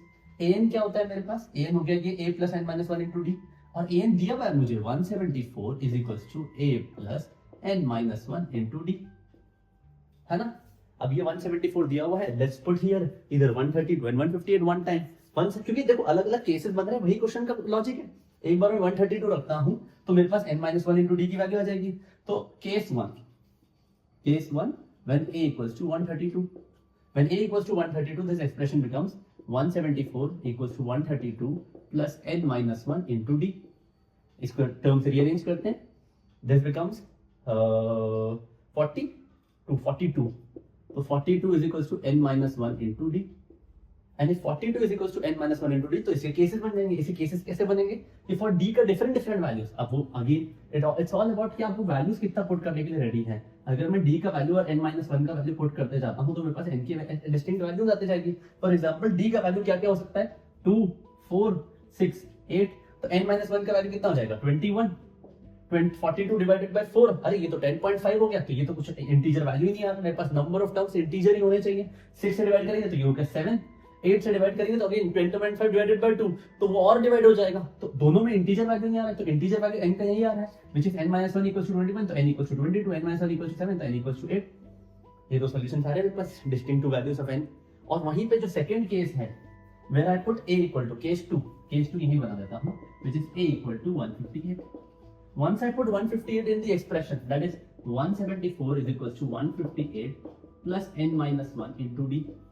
So again what happens is, आप इसको सब्ट्रैक्ट करते हैं तो एक्सप्रेशन क्या बनने वाला है मेरे पास? 16, आई गेस यार 16 ही बच रहा है। तो 16 is equals to, अब देखो यहाँ पे अलग अलग और वैल्यूज आ जाएंगे, क्योंकि 16 is divisible by a lot of values। तो n minus 1 into D का अगर मैं केस बनाता हूँ कि for different values of D मेरे पास n minus 1 की वैल्यूज क्या क्या पॉसिबल है, एंड उससे मेरे पास n की जो इंटीजर वैल्यूज है वो मैं काउंट कर लूंगा। For example n equal to 2, n minus 1 becomes 8, n becomes 9. For n equals to 4, 2, 4, 6, 8 डालते जाते हैं। For n equals to 4, 16 divided by 4, that is 4, n minus 1 becomes 4, n equals to 5. Again 16 divided by 6, fix तो integer value आएगा ही नहीं, n divided by 8, क्योंकि मैं क्या कर रहा हूँ, मैं d का वैल्यू यहाँ पे पुट करते जा रहा हूँ। d equal to 2 डिवाइड किया, d equal to 4 डिवाइड किया, आपके पास technically n minus 1 equals to 42 by d आ रहा था। तो जितनी भी वैल्यूज से d डिविजिबल है उतनी मेरे पास वैल्यूज पॉसिबल है ना? 16 डिवाइडेड बाय d है, उससे मेरे n minus 1 की वैल्यूज आ रही थी। तो जितनी पॉसिबल वैल्यूज के लिए वो डिविजिबल है उतने n minus 1 की पॉसिबल वैल्यूज है। 8 से किया, n minus 1 की वैल्यू 2 आई और n की value 3। So these are the 5 distinct possible values: 8, 22, 3, 5, 9. Hence answer is what? My final answer turns out to be 5 possible values, or 5 distinct values are possible. 5 distinct values are possible. So because this question requires me to patiently make this equation, patiently put this data into the table. Don't run away from cases. Don't run away from cases. People who can make cases are the ones who can handle any complicated type of question. तो ये अच्छा question था, काफी अच्छा और काफी logical question required हुआ, क्योंकि हमसे डिस्टिंक्ट वैल्यूज ऑफ n ही पूछ लिया। हमेशा एकदम स्टैंडर्ड क्वेश्चन होता था, n पूछते थे या n की वैल्यू पूछते थे, यहाँ पे अलग अलग a की वैल्यू, अलग अलग d की वैल्यू के लिए क्वेश्चन बन गया। तो very good question, very qualitative question. I personally find these kind of question very likeable because इसके अंदर अच्छी थॉट प्रोसेस रिक्वायर्ड है, फॉर्मूला भी रिक्वायर्ड है, फॉर्मूला के बाद की चीजें जो चल रही है वो चल रही है. ठीक है, आपने अगर इसका क्वेश्चन किया तो इसका आंसर था round 2 question because of this standard language that is required. ठीक है, let's look at the question number 12 that is in front of us. A very traditional, I think, at least for common roots or the kind of application of quadratic that you've already done, this is the kind of question that I think is doable. And I would consider it to be a round 1 question and a very simple reason. Because if I look at it, what the question asked me is, आपके पास दो equation दी हुई है, दो quadratic equation दी हुई है, बोला at least one root is common. इसके roots और ये फैक्टराइज भी हो रहा है. मैं यही तो कहता था, जब आप पढ़ रहे तो आप इसको फैक्टराइज कर पाते. कहते वो 35 के फैक्टर 7 और 5 होते हैं, x - 7 x - 5, और यहाँ पे 7 और 5 रख के देखना है, a की वैल्यू आ जाएगी. a की वैल्यू आने के बाद इसके अंदर y इक्वल्स टू, अभी नहीं क्या है, इसकी मिनिमाइज करनी है. a की वैल्यू एक कांस्टेंट है, a कांस्टेंट होगा जो इस पे डिपेंड करता है. It could be any two values will be coming up. I put that value and then I find the minimum value of the quadratic expression that comes at what -d/4a और eight y equal to -b/a. तो because ये फंडा -b/2 है, because ये fundamentally इतना दिख रहा है मुझे, I would do it in round 1. This is a very clear round 1 question for me. और अगेन आप एक्सेलेंट बैच के स्टूडेंट थे या पुराना एक साल में स्टूडेंट हो, तो आई एम अज्यूमिंग कि आपने ये क्वेश्चन और ये लैंग्वेज पहले से देख रखी है. This is not something out of the blue, this is something very doable for you. अच्छा, ये क्वाड्रेटिक एक्सप्रेशन, ये क्वाड्रेटिक एक्सप्रेशन, बोला है कि इसके कॉमन रूट है. This is at least one common root, at least one common root. One common root मतलब अगर मैं इसका फैक्टराइजेशन करूंगा तो इसके दो रूट्स आएंगे, उनमें से कोई एक रूट इसके लिए सेटिस्फाई करता है. फॉर एग्जांपल, इसको फैक्टराइज करने में दिख रहा है x - 12x - 35, ऐसी इक्वेशन पहले भी कर रखी है, x - 7 into x - 5 है ना. 12x का मैं स्प्लिटिंग द मिडिल टर्म लगा रहा हूँ, 7 5s पे, this becomes equal to 0. So x either equal to 7, so this is one of the roots, or 5 is my one of the roots. I put 7 and 5 in the expression. I put 7 and 5 in the expression. Then becomes what? If I put 7 and 5 in the expression, it becomes 7 square plus 7a plus 105 equal to 0. Or if I put 5 in the equation, it becomes what? 5 square plus 5a plus 105. और ये देखो minus minus sign है, हाँ ठीक है, plus 105 equal to 0. ठीक है, ये एक्सप्रेशन रखने के बाद मेरे पास वैल्यू क्या आ रही है? 7 स्क्वायर होता है 49, 49 प्लस 5 105 प्लस 49 तो 154. तो 7a is equal to minus 154. तो a का वैल्यू यहाँ से आने वाला है मेरे पास -22. एक का वैल्यू ये आया है, और यहाँ पर अगर मैं इसको सॉल्व करता हूँ तो 25 प्लस 105 दैट मेक्स इट 130, और उधर जाएगा तो नेगेटिव हो गया. तो 5a equals to -130. And a का वैल्यू जैसे मैंने कहा था वैसे ही हुआ है. आपके पास दो पॉसिबल वैल्यूज ऑफ a आए हैं. अब ये दो पॉसिबल वैल्यूज एक्सप्रेशन में रख देते हैं, और एक्सप्रेशन में भी रखना ही क्यों है? आपको एक्सप्रेशन की अगर मिनिमम वैल्यू निकालनी है, let's focus on that. Minimum value अगर एक्सप्रेशन की निकालनी है तो दो पॉसिबल वैल्यूज आएगी. अब दो मिनिमम पॉसिबल वैल्यू, अगर उसमें जो मिनिमम वैल्यू है वो मेरी आंसर होगा.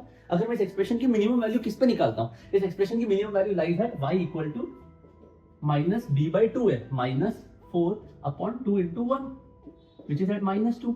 At y equal to -2, this expression becomes minimum. At y equal to -2, -b/2a वाला लॉजिक यूज कर रहा हूँ. That is a quadratic expression is minimum at -b/2a. वरना डिफरेंशिएशन कर तो क्या आता था? 2y plus 4 equal to 0, 2y equal to -4, y equals to -4/2 which is -2. Exactly वही जो मैंने आपको फंडामेंटली पढ़ा रखा है कि minimum value lies at what? y equals to -b/2a. -b/2a मैंने यहाँ पे रखा है एक्सप्रेशन में.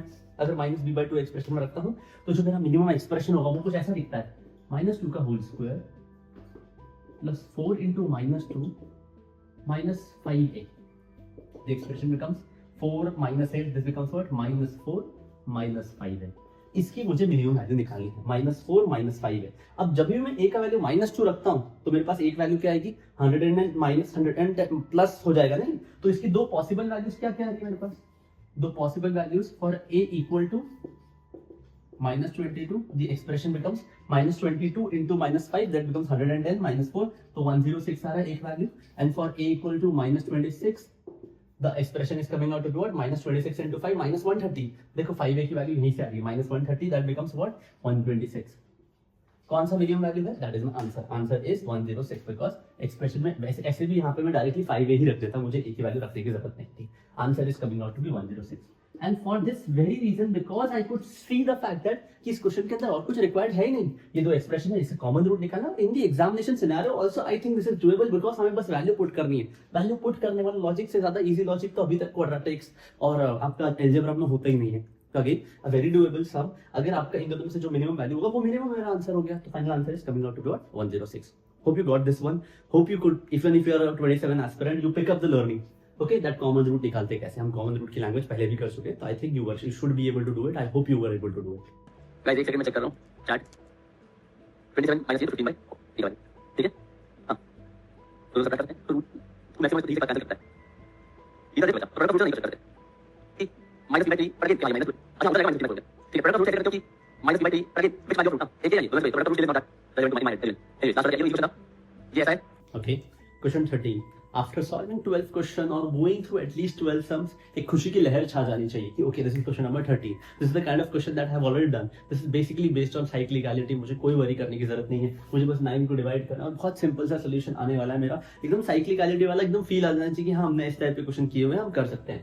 और अगर मैं इसको एकदम अच्छे से करना चाहता हूँ तो मैं क्या करता था, इसमें कॉमन लेता हूँ. लेट्स से अगर मैं 7 की पावर 101 कॉमन ले लूँ तो ब्रैकेट में क्या बचेगा, 7 की power okay 1 plus 7 square, right, 1 plus 7 square. That makes the question what? 7 की power 101 into 50 divided by what? 9. I have to find the remainder. अब टेक्निकली मुझे एक रिमाइंडर निकालना है 7 की पावर 101 डिवाइडेड बाय 9 का इनटू एक 50 डिवाइडेड बाय 9 का. तो चलो और इजी हो गया, 50 डिवाइडेड बाय 9 रिमाइंडर आएगा 45, दैट इज 5, है ना. और इसमें रिमाइंडर निकालना है. इसका रिमाइंडर कितना आसान है, 7 की पावर 101. मतलब मैं तो जंप करूंगा इसकी सोल्यूशन की तरफ अगर मैंने साइक्लिकलिटी प्रैक्टिस किया हुआ तो. 7 की पावर 101 का क्या लॉजिक था, हमारा साइकिल कैसा बनता था, 7 की पावर 1 रिमाइंडर इज 7, 7 स्क्वायर 49 पे रिमाइंडर कितना आएगा मेरे पास 45 44. आप 7 क्यूब की वैल्यू नहीं निकालते हो, आप 7 4 28 डिवाइडेड बाय 9 रिमाइंडर कितना आएगा 1.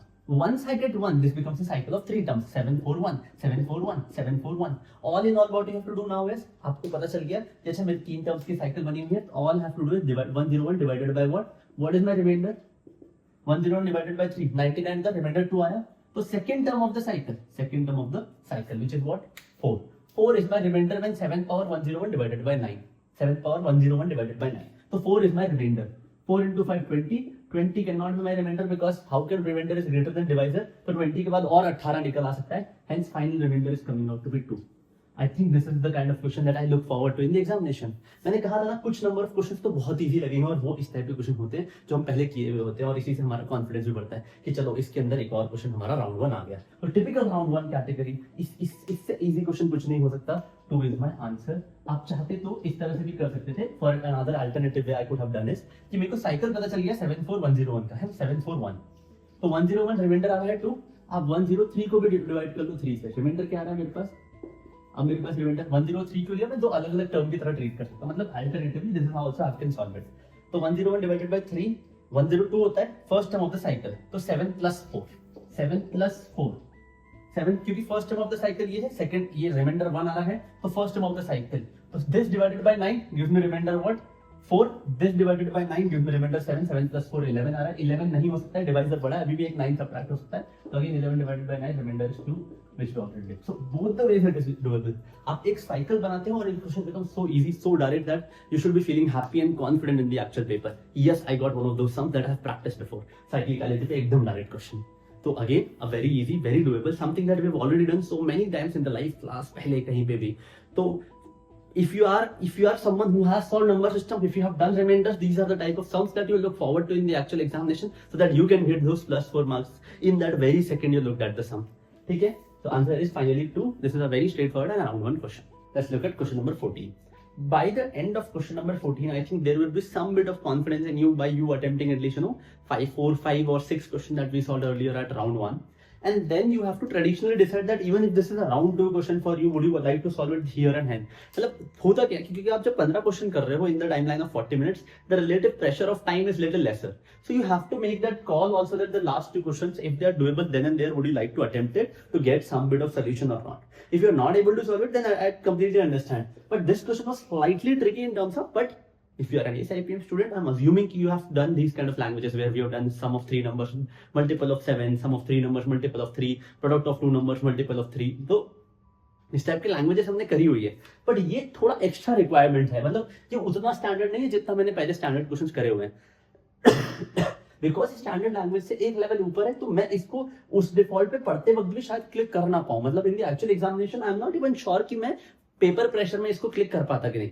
एक्चुअल पेपर में अगर मैं ऐसे सॉल्व कर रहा हूं तो शायद again this is one of those question कि हाँ मेरे को तो अरे पता है ये है, बट जब मैं पेपर प्रेशर में हूं तो मैं बिल्कुल श्योर नहीं हूं कि इसका आंसर कैसे निकल के आता है। बट अगर आपने वो प्रैक्टिस करा है, वो लेयर बनी हुई है, बिकॉज अभी मैं काम माइंड से कर रहा हूं तो मुझे बहुत डुएबल लगा, तो शायद ये भी हो सकता है कुछ बच्चों के लिए एग्जामिनेशन में भी डुएबल हो। But still, this is not a round 1 type of question. This is a round 2 question if you know the concept, or round 3 concept if you don't even know the concept. I would count it as round 2 because I have taught this concept earlier. Now, what do I mean by taught this concept? The question demanded was that from 1 to 9. From 1 to 9, you have to select 3 distinct integers, 3 distinct numbers from this. Then the product of these 3 distinct numbers is a multiple of 4. Product of these 3 distinct numbers is multiple of 4. By after this question, you should try with multiple of 5, multiple of 7, 8, random multiples उठाने की कोशिश करिए. If you are targeting IPMAT 2027, then only learning can happen. You cannot learn from just one question, one language. There is always a possibility of you understanding. अच्छा इसमें different values होगी तो क्या होगा? ठीक है, देखते हैं. 1, 2, 3, 9 दिया हुआ है. Product of 3 distinct numbers as multiple of 4. Okay? तो अब मुझे क्या करना है? 3 numbers उठाने हैं. अब अगर मैं ऐसे भी देखूं, अगर लेट्स से मैंने 1, 2, 3 उठाया तो वो तो 1 into 2 into 3 2 ही हुआ. बट अगर मैं 2 के साथ कोई और एक इवन नंबर उठा दूं, या 2 छोड़ो कोई भी 2 इवन नंबर उठा दो, तो क्योंकि 2 इवन के अंदर 2 2 होंगे. हाँ, अगर तीनों के तीनों इवन हो तो चल जाएगा. बट अगर सिर्फ एक इवन हुआ तो, बट अगर सिर्फ एक इवन हुआ और वो 4 हुआ तो भी क्वेश्चन बन सकता है.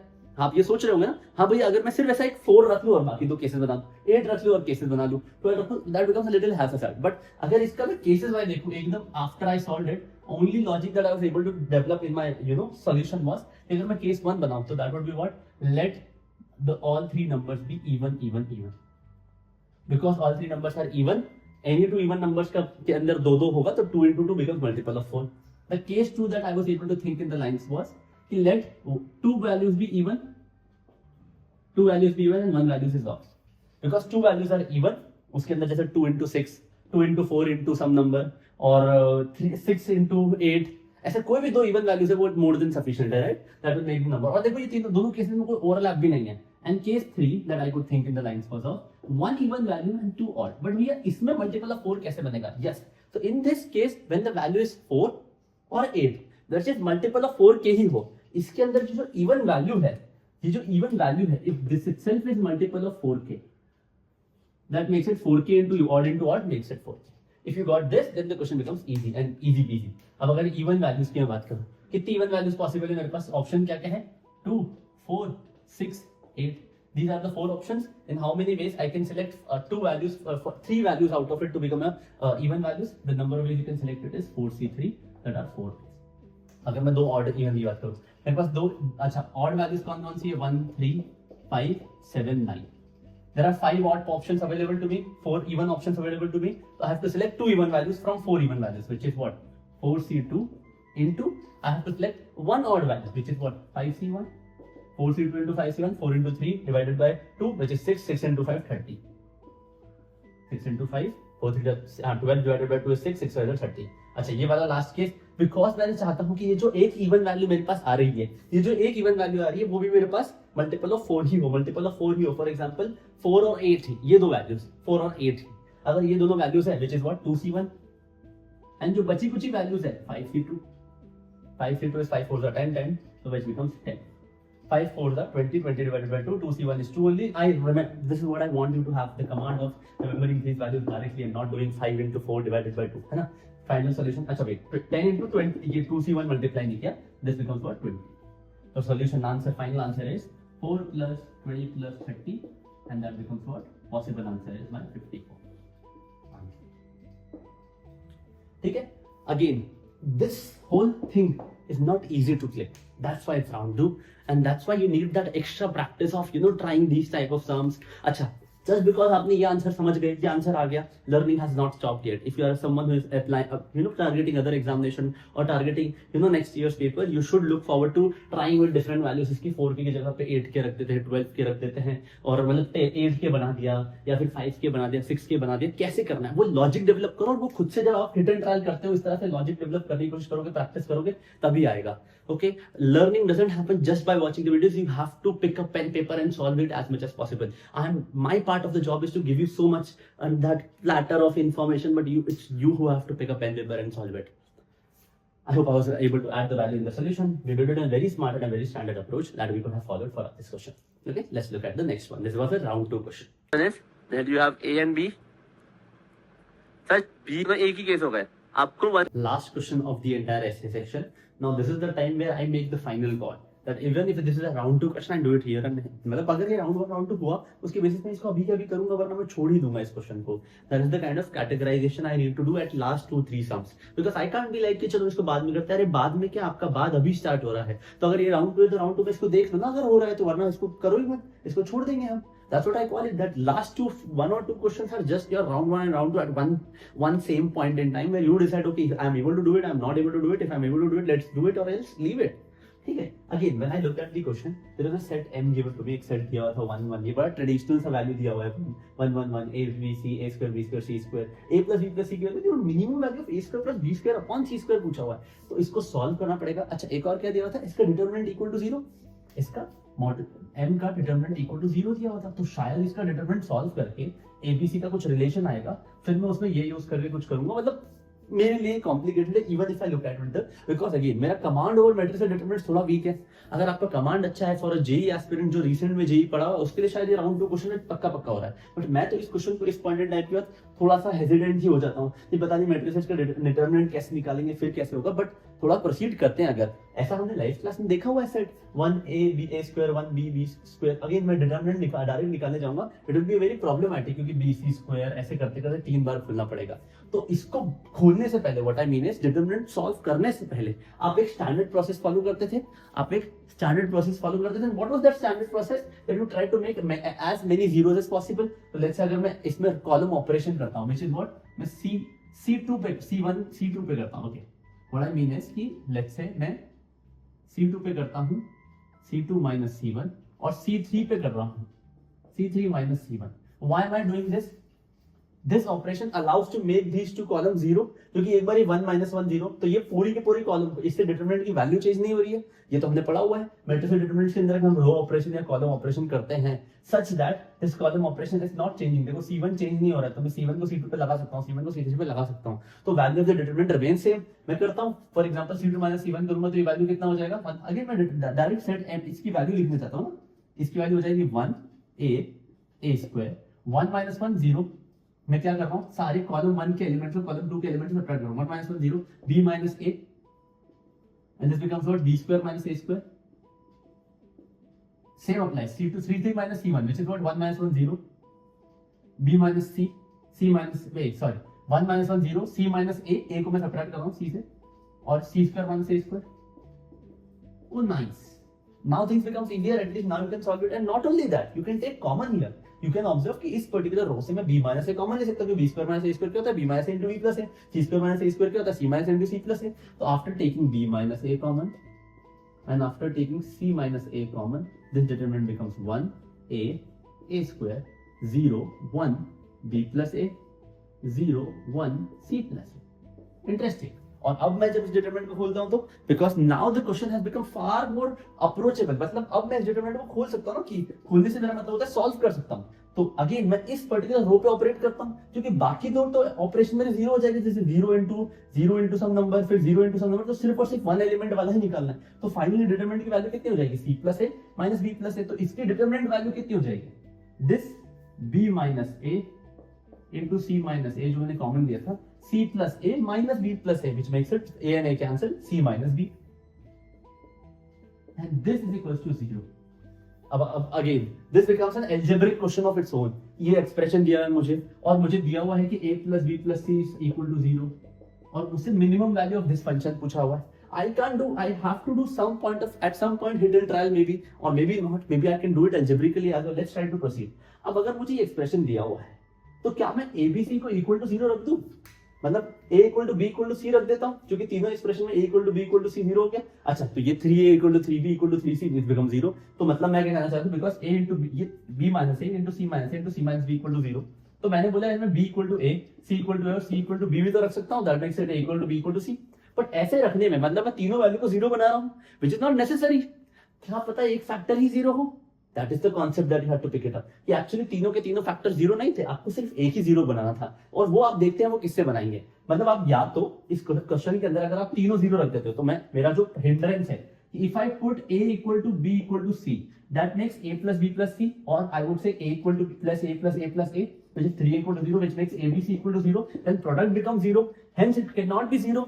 अगर 0 हो सकता तो बढ़िया था, 0 by 0 तो फिर तो बढ़िया हो जाता, but नहीं, हमारा वैल्यू 0 नहीं हो सकता, because ABC का product cannot be 0, so any of the value cannot be equal to 0, hence some sort of a solution will come up. अब अगर मैं इसके अंदर या तो a equal to b रख देता हूँ, okay, a equal to b रखूंगा तो this expression becomes 0, या तो a equal to c रख देता हूँ तो this expression becomes 0 a, मतलब इनमें से कोई एक चीज ना, a equal to b, a equal to c का, तो b equal to c, तीनों के तीनों रखने की जरूरत नहीं.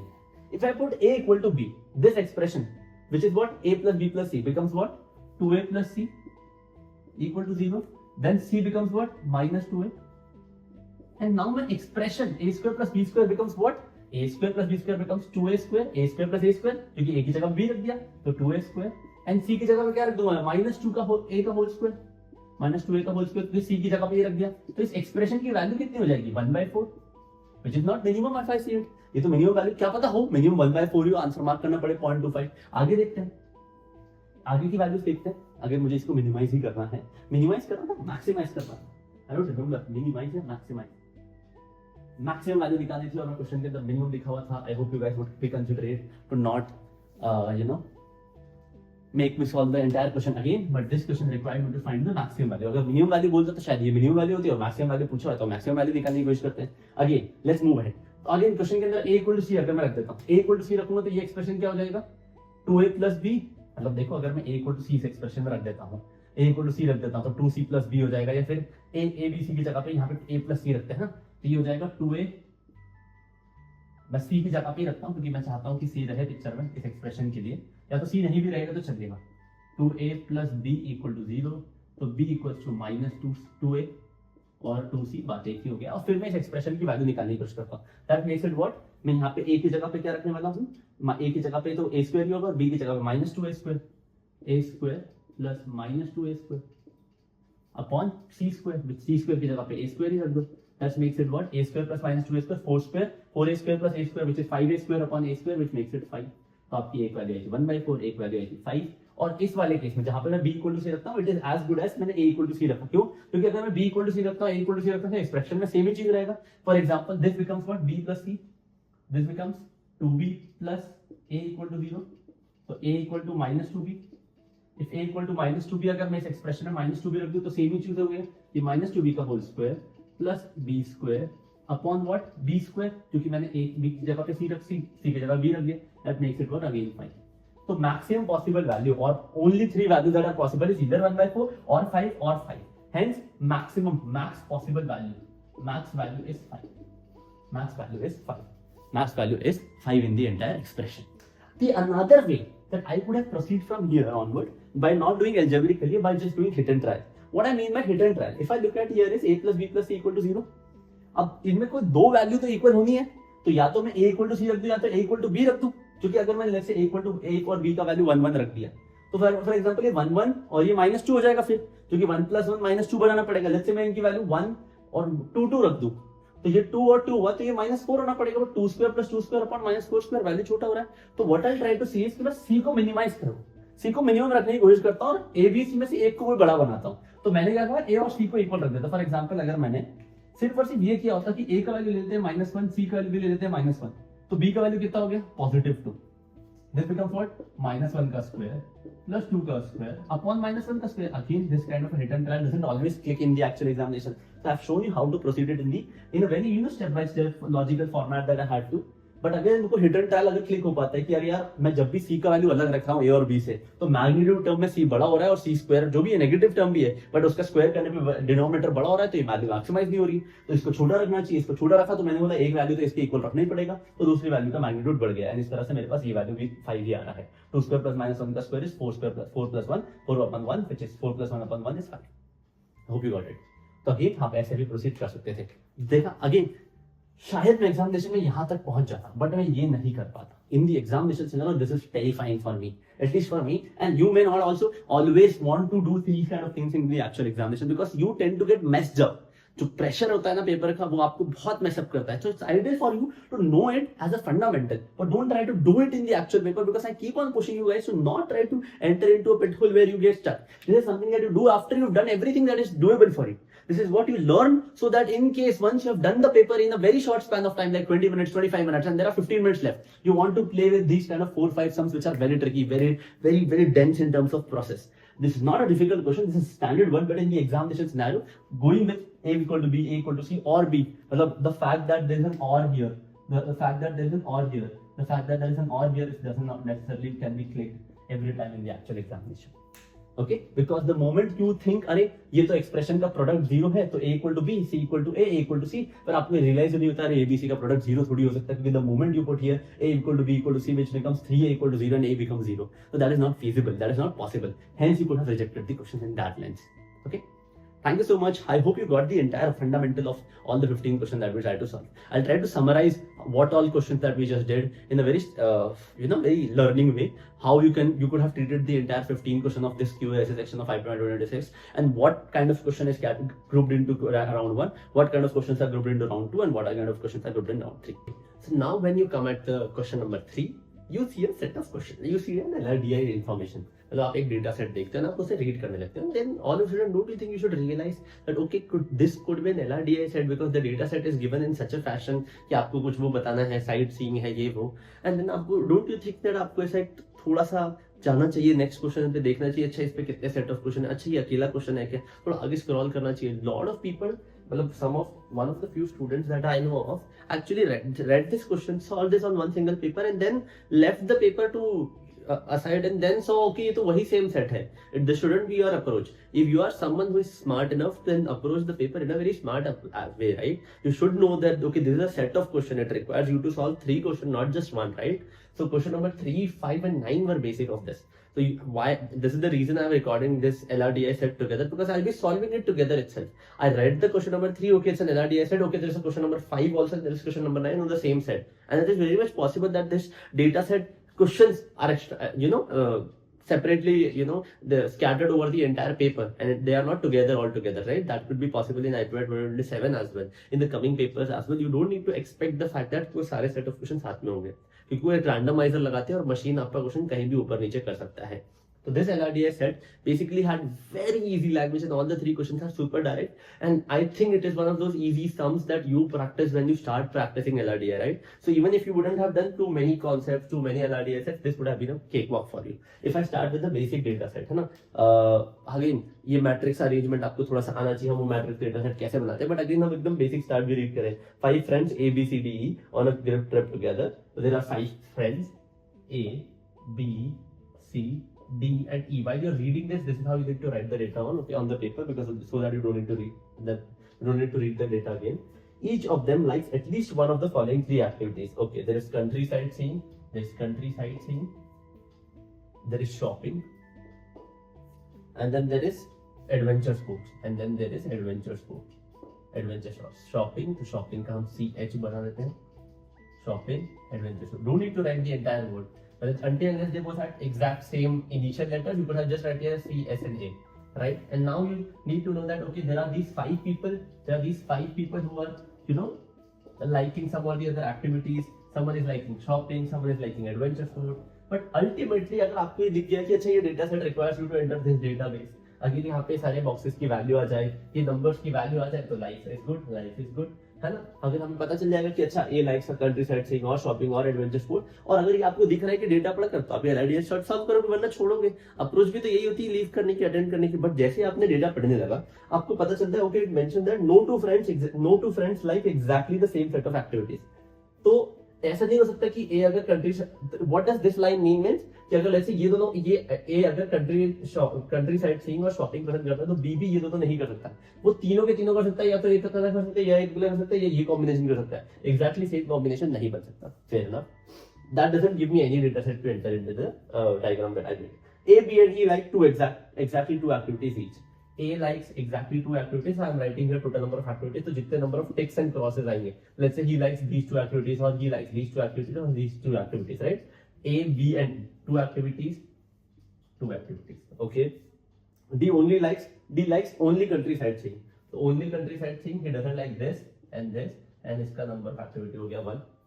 Okay, this doesn't give me any data and काफी हद तक केसेस बन सकते हैं शायद. अब C likes more number of activities compare to D. अब if D is liking one activity, then C could be liking, either 2 or 3. Because 2 or 3 is greater than 1. I hope you are reading the question and trying to solving it by yourself. Don't just think that कि अरे मेरे को समझ आ गया. Please, अगर आप 27 aspirant है तो आप प्लीज इसको सॉल्व करिए before I come to the answer. Don't get spoon feeded by me. Please, guys. हाँ. तो how come? Okay. Again data set देता है कि मेरे पास 2, 3 भी हो सकता है, 2 भी हो सकता है. अगर मैं थोड़ा बहुत भी लॉजिकली करूं तो जब मैं कर रहा था तो मुझे बड़ा आसान लग रहा था, पर जैसे ही मैंने इसको पिक किया तो अब मैं कंफ्यूज हो चुका हूं. At this point in time what should I do in the actual paper if I am not able to reach to the fact that अरे ये कौन सी लाइक करता है, ये दोनों लाइक करता है, ये दोनों लाइक करता है, कुछ भी हो सकता है राइट. एंड ये भी कौन से लाइक करता है. तो अगर आपको लग रहा है नहीं रीच कर पा रहे हो तो आप नेक्स्ट क्वेश्चन पे जाओ. Don't need to worry about time. है ना, आपको आप जस्ट ऐसे सेक्शन में एटलीस्ट टाइम तो होता है. But if I just look at broadly 2, 2, 2, 3 and 3, 2, अगर मैं 2 केसेस भी बना लूं इसके, है ना, मतलब या तो ये तीनों ही एक्टिविटी पसंद करेगा तो कोई 2 एक्टिविटी, या तो ये या तो ये. बट एटलीस्ट इन तीनों में से अज्यूम कर लेते हैं फॉर नाउ कि अगर ये कंट्री साइड सीइंग और शॉपिंग पसंद करता है, इट कुड बी, तो ये कभी ये कॉम्बिनेशन नहीं लाइक कर सकता, तो ये एक केस बन गया. और बिकॉज ये कॉम्बिनेशन अब नहीं हो सकता तो E will like this. But it is not necessary कि A B E are on the fixed places. मतलब ऐसा भी हो सकता है कि ए की जगह पे यहाँ पे बी आ जाए, बी की जगह पे यहाँ पे ई आ जाए. अब बात करते हैं इसकी. अगर ये 2 एक्टिविटीज लाइक करता है तो या तो ये कॉम्बिनेशन बन सकता है, बट वो तो फिर इससे सिमिलर हो गया. अगर ये कॉम्बिनेशन बनता है तो ये सिमिलर हो गया. अगर ये कॉम्बिनेशन बनाता तो वो इससे सिमिलर हो जाएगा, है ना. तो hence 2 is not even possible because that combination of any 2 activities together will overlap with other player, overlap with the other person, and the question clearly states that no 2 people like same set of activities. Hence this number 2 also gets eliminated. Hence this person likes all 3 activities. अब ये जो data set है A, B and E, इसमें ऐसा 3 cases बन जाएंगे. मतलब A, B and E can be replaced among each other. A, B and E can be replaced among each other if I look at the database, है ना. That's what my question today talks about. और A, B and E can be replaced among each other मतलब it could be A that could be liking, है ना. अब मैं question पढ़ता हूँ और एक बार मैं क्वेश्चन पढ़ता हूँ, है ना. Number of ways in which pair of friend, अच्छा question number 3, number of ways in which a pair of friends can be chosen for a trip who likes adventure sports. That's the question asked. Adventure sports. अब मेरी बात सुनना, ए की जगह पे B भी हो सकता है, ए की जगह पे ए भी हो सकता है, बी की जगह पे ए भी हो सकता है, बी भी हो सकता है, ए बी दोनों हो सकते हैं. तो इस तरह से केसेस बने लग रहे हैं ना. अभी वो मुझे फर्क नहीं पड़ता, यहाँ पे ए बी ई तीनों हो सकते हैं, यहाँ पे ए बी ई तीनों हो सकते हैं, यहाँ पे ए बी ई तीनों हो सकते हैं. That is my broader case. The question 1 asked, question number 3. Question number 3 asks me number of ways in which a pair of friends can be chosen for a trip from those who like adventure sports. Adventure sports पे टिक कहाँ है? Number of friends that can be chosen. अरे number of friends तो 3 ही है, चाहे वो A B E हो. देखो मतलब पॉइंट क्या है, एक तो C होगा, वो C B E हो सकता है. It could be C B A. It could be C E A. But these are because that's the question asked, right? Number of ways in which a pair of friends can be chosen from a trip for a trip who likes adventure sports. अच्छा, number of ways in which a pair of friends can be chosen for a trip from those who like adventure sports. Number of ways you can choose pair of friends. Okay, that's an interesting question. Number of ways you can choose a pair of friends. तो total options ही कितने होंगे आपके पास? या तो options होगा A B. assume कर लो कि अगर वो ई की जगह पे ABC है, या तो ABC हो सकता है, या तो फिर AEC हो सकता है, या तो फिर BEC हो सकता है ना. यही कॉम्बिनेशन पॉसिबल है. और EB हो गया मेरा, BEC हो गया, AEC BEC, C तो हमेशा ही रहेगा एडवेंचर स्पोर्ट्स में. In how many ways I can select? It is just 3 से 2 ways. The number of ways I can select a pair of friends. Either it could be AB, either it could be EC, either it could be BC. इस तरह से number of friends कितने select हो सकते हैं. Because that's the question asked me, right? Number of ways in which a pair of friends can be chosen for a trip that whose like. तो जो भी इनमें से कोई 3 ही से एक को एक केस पॉसिबल होगा. तो how many ways I can select 2 friends? 3 से 2, which is 3 ways. Question number समझ पे आता है. क्वेश्चन नंबर 5 है number of friends who like shopping and adventure sports.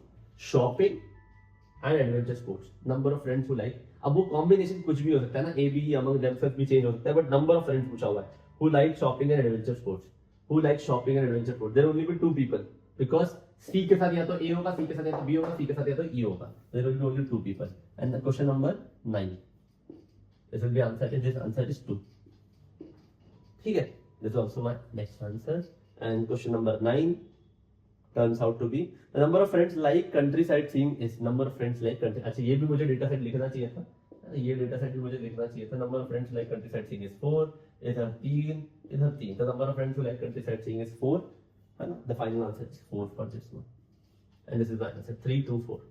Okay, I hope you got the LRDI set that we were doing here right now. Okay, after I've done this set, let's talk about how the entire paper looked like. So even if I talk about the analysis of the paper at a broader level, if I look at all the questions that we just did, and let's analyze how should I have just categorized. You know, when we started with question number 1, it was quite doable. हमने देखा कि अच्छा ratio proportion की एक standard language है, मैंने data set लिखा और क्वेश्चन बन गया. वो क्वेश्चन का डेटा सेट लिखना इज वेरी वेरी वाइटल. मतलब you can't be limiting yourself to just thinking कि मैं रीड करके क्वेश्चन सॉल्व कर लूंगा. You have to write it down. The moment you write it down, half of the solution is in front of you. So question number 1, 2 were round 1. If I look at question number 4, that was a round 1 question. Looking at question number 7, that was a round 1 question. Question number 8 is not round 1. Question number 7 was round 1. Then comes question number 13, that was round 1. And question number 13, till 13. So there are, how many questions that I just called for round 1 were? There are at least, if you see, there are 5 questions that we could have done in round 1 itself. Question number 1, 2, 7, 13, and I think you could have done question number 12 also in round 1 itself. I think I categorized question number 12 also in round 1 itself. So there are total 6 questions. 1, 2, 4, 12, 13. Okay, 12, 13, and what else? 1, 2, 4, and 7. So there are these total set of questions that you could have done in round 1 itself, because all these questions that I believe are not so difficult. They are able to give you that insight, or you know, or the idea. Okay, this is how I have to approach. It becomes such an easy section, because QA section now is giving me that clear indication that okay, if I was able to solve these sums in one go itself, then the paper turns out to be slightly on the easier side from the last few years that I have seen. Right. So there are 7 questions that I had put it in the box of round 1 only on the criteria that let's say question number 2 का मुझे concept पता है या नहीं है ना. Then I consider the LRDI set that we just did as round 2. So there are these 3 questions that can be done in round 2. Then that question number 8 was round 2. Then question number 11 was round 2. That's it. Question number 14, 15 are round 3 for me, and that question number 10 is round 3 for me, and question number 6 is round 3 for me. So there are 4 questions that I've categorized in round 3. The rest, apart from these 7 questions, 4 questions, there are 4 more left that I've categorized into round 2. तो again अब जब round 2 में भी question कर रहे हैं तो उसमें भी एक अपनी हायरार्की बना सकते हैं कि अच्छा मैं ये क्वेश्चन पहले करना चाहता हूँ. तो एक्चुअल एग्जामिनेशन में यू कांट बी एक्सपेक्टिंग कि जो मैंने मार्क फॉर रिव्यू कर दिए हैं, जो मैंने 4 क्वेश्चन मार्क फॉर रिव्यू करे, मुझे उसी फैशन में जाना है. आप उसमें भी एक ऑर्डरिंग रख सकते हैं. जो भी आपका टॉपिक फेवरेबल है, जो आपको लगता है कि आप कर सकते हैं. Again, the idea behind this video solution is not to give you, spoon feed you कि ऐसे ऐसे जाना है. आपको अपने अंदर से थॉट प्रोसेस मेरी फॉलो अप करते हुए डेवलप करनी है. That's why only it creates a difference. वरना क्या होगा कि आप बहुत ज्यादा एकदम ड्रिवन हो जाओगे कि अच्छा नहीं भैया बताएंगे तो ही समझ आएगा. नहीं, push your brain.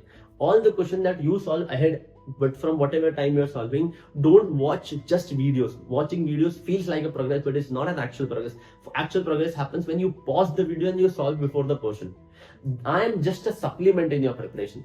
I am not the solution of your preparation. I am just a supplement. That is, you have to utilize my resources or these lecture videos if you are an A student, or even if you are not an A student, if you are an any student and if you are going through YouTube videos, just watching YouTube videos is not a progress. You have to push your brain. Act dumb if required. Solve those sums. Try to reach to some answer. Then only it creates a difference. The most important aspect of any competitive preparation is not about you thinking कि भाई ये मैंने इसको देख के समझ लिया. नहीं, क्या मैंने उस पे समझने के लिए एफर्ट डाला? मैं बहुत ही सिंपल एनालॉजी हमेशा से देता आ रहा हूँ. अगर आपको आईपीमैट इंदौर या कोई भी competitive examination like this crack करना है, देन आपको रिलीजियसली अपने आप को डेवलप करने पे फोकस करवाना है. आपको एक ऐसा समझना है कि आपको इसको एप्टीट्यूड की तरह डेवलप करना है, ना कि इसको एक सब्जेक्ट की तरह घोट कर रटना है. और मतलब इसको रट के क्या कर लोगे, क्या ही कुछ हेल्प नहीं होने वाला है. मतलब यहाँ तो शायद क्लिक हो जाए, पर एक्चुअल एग्जामिनेशन में कुछ क्लिक नहीं होगा. तो all in all what you have to think of is कि how can I actually think of in that particular question, how can I actually reach to the answer? How can I reach to that particular point of answer? Okay, what was that step-by-step fashion that I should have thought of? These are the things that you think in your brain. If they are not coming up, then you look at it, but in the next question you push yourself. Don't rely on solution so much. Don't put questions in doubt group and just think that अच्छा इसका solution आ गया, question हो गया. नहीं, only solution happens through your brain when you keep on pushing. Okay, so thank you so much. I hope you liked the entire solution. We have covered all, all. Don't worry. If you want, we can also cover the same set of questions for MCQ also. If you really like the way I solved all the rest of the sums, you can comment down in the section below, in comment section below, that you want the MCQ section, and then I'll record, because I've started recording few of MCQ section as well. But depending on how the entire response of student is with respect to QASA section, I'll record the entire MCQ section as well. Remember, if you are someone who has been with ASIPM and is planning to prepare for ASIPM again, or if you're not with ASIPM, these are the kind of questions that we've already solved, and a lot of learning happens in the classrooms. Okay, if I look at my accelerated batch itself, I found more than 22 questions from 45, more than 22 questions on exactly similar language from the limited set of sums that I did in the accelerated batch. If you could have just done those sums, if someone who is planning for the next few years or next examination, or do things religiously, because we are trying to cover things in its variety and its capacity as much as possible. But guys, if you don't revise, if you don't absorb, if you don't carry them in the actual paper, it is gonna be havoc, right? And that's all I want from my student, is that you please remember, okay, this is what the language is. मैं आपको बताया था, मैंने एक last class में 2 मई को, 4 मई को paper है, 2 मई को एक फॉर्मूला बताया था, x square plus y square equal to 25, जिसमें इक्वल टू और लेस देन इक्वल टू के 25 के सारे केसेस बनते हैं.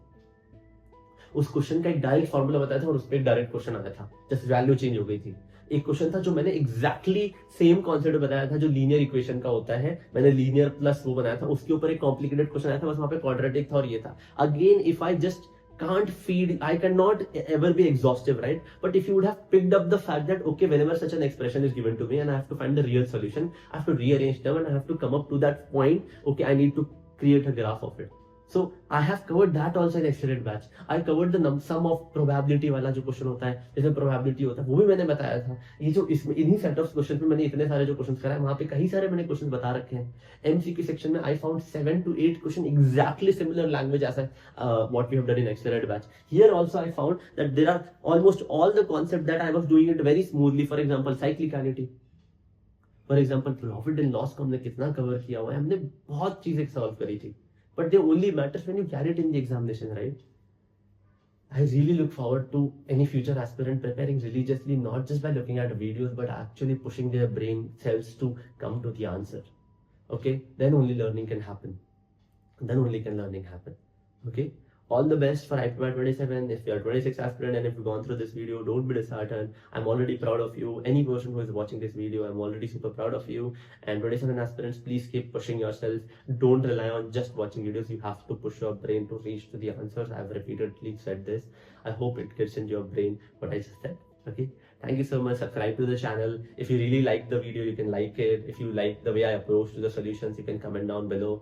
The broader analysis of the paper is that I would consider essay section in the slightly easy to moderate section, because there are certain set of questions had a very certain way of doing it, and that certain standard languages are very much available on the internet, very much available publicly. So majority of the crowd would know these set of 5-6 questions that are always solved by every coaching institute. Every platform has these set of questions, right? So if you would have done those same set of questions, then majority could have done the same set of questions. So I would consider this entire essay section to be easy to moderate. But again, there was some questions that could have been solved in a very smart way. There could have been certain ways you could have reached to the answer, that would have saved your time, and you could have utilized those time, that particular saved time in difficult sum.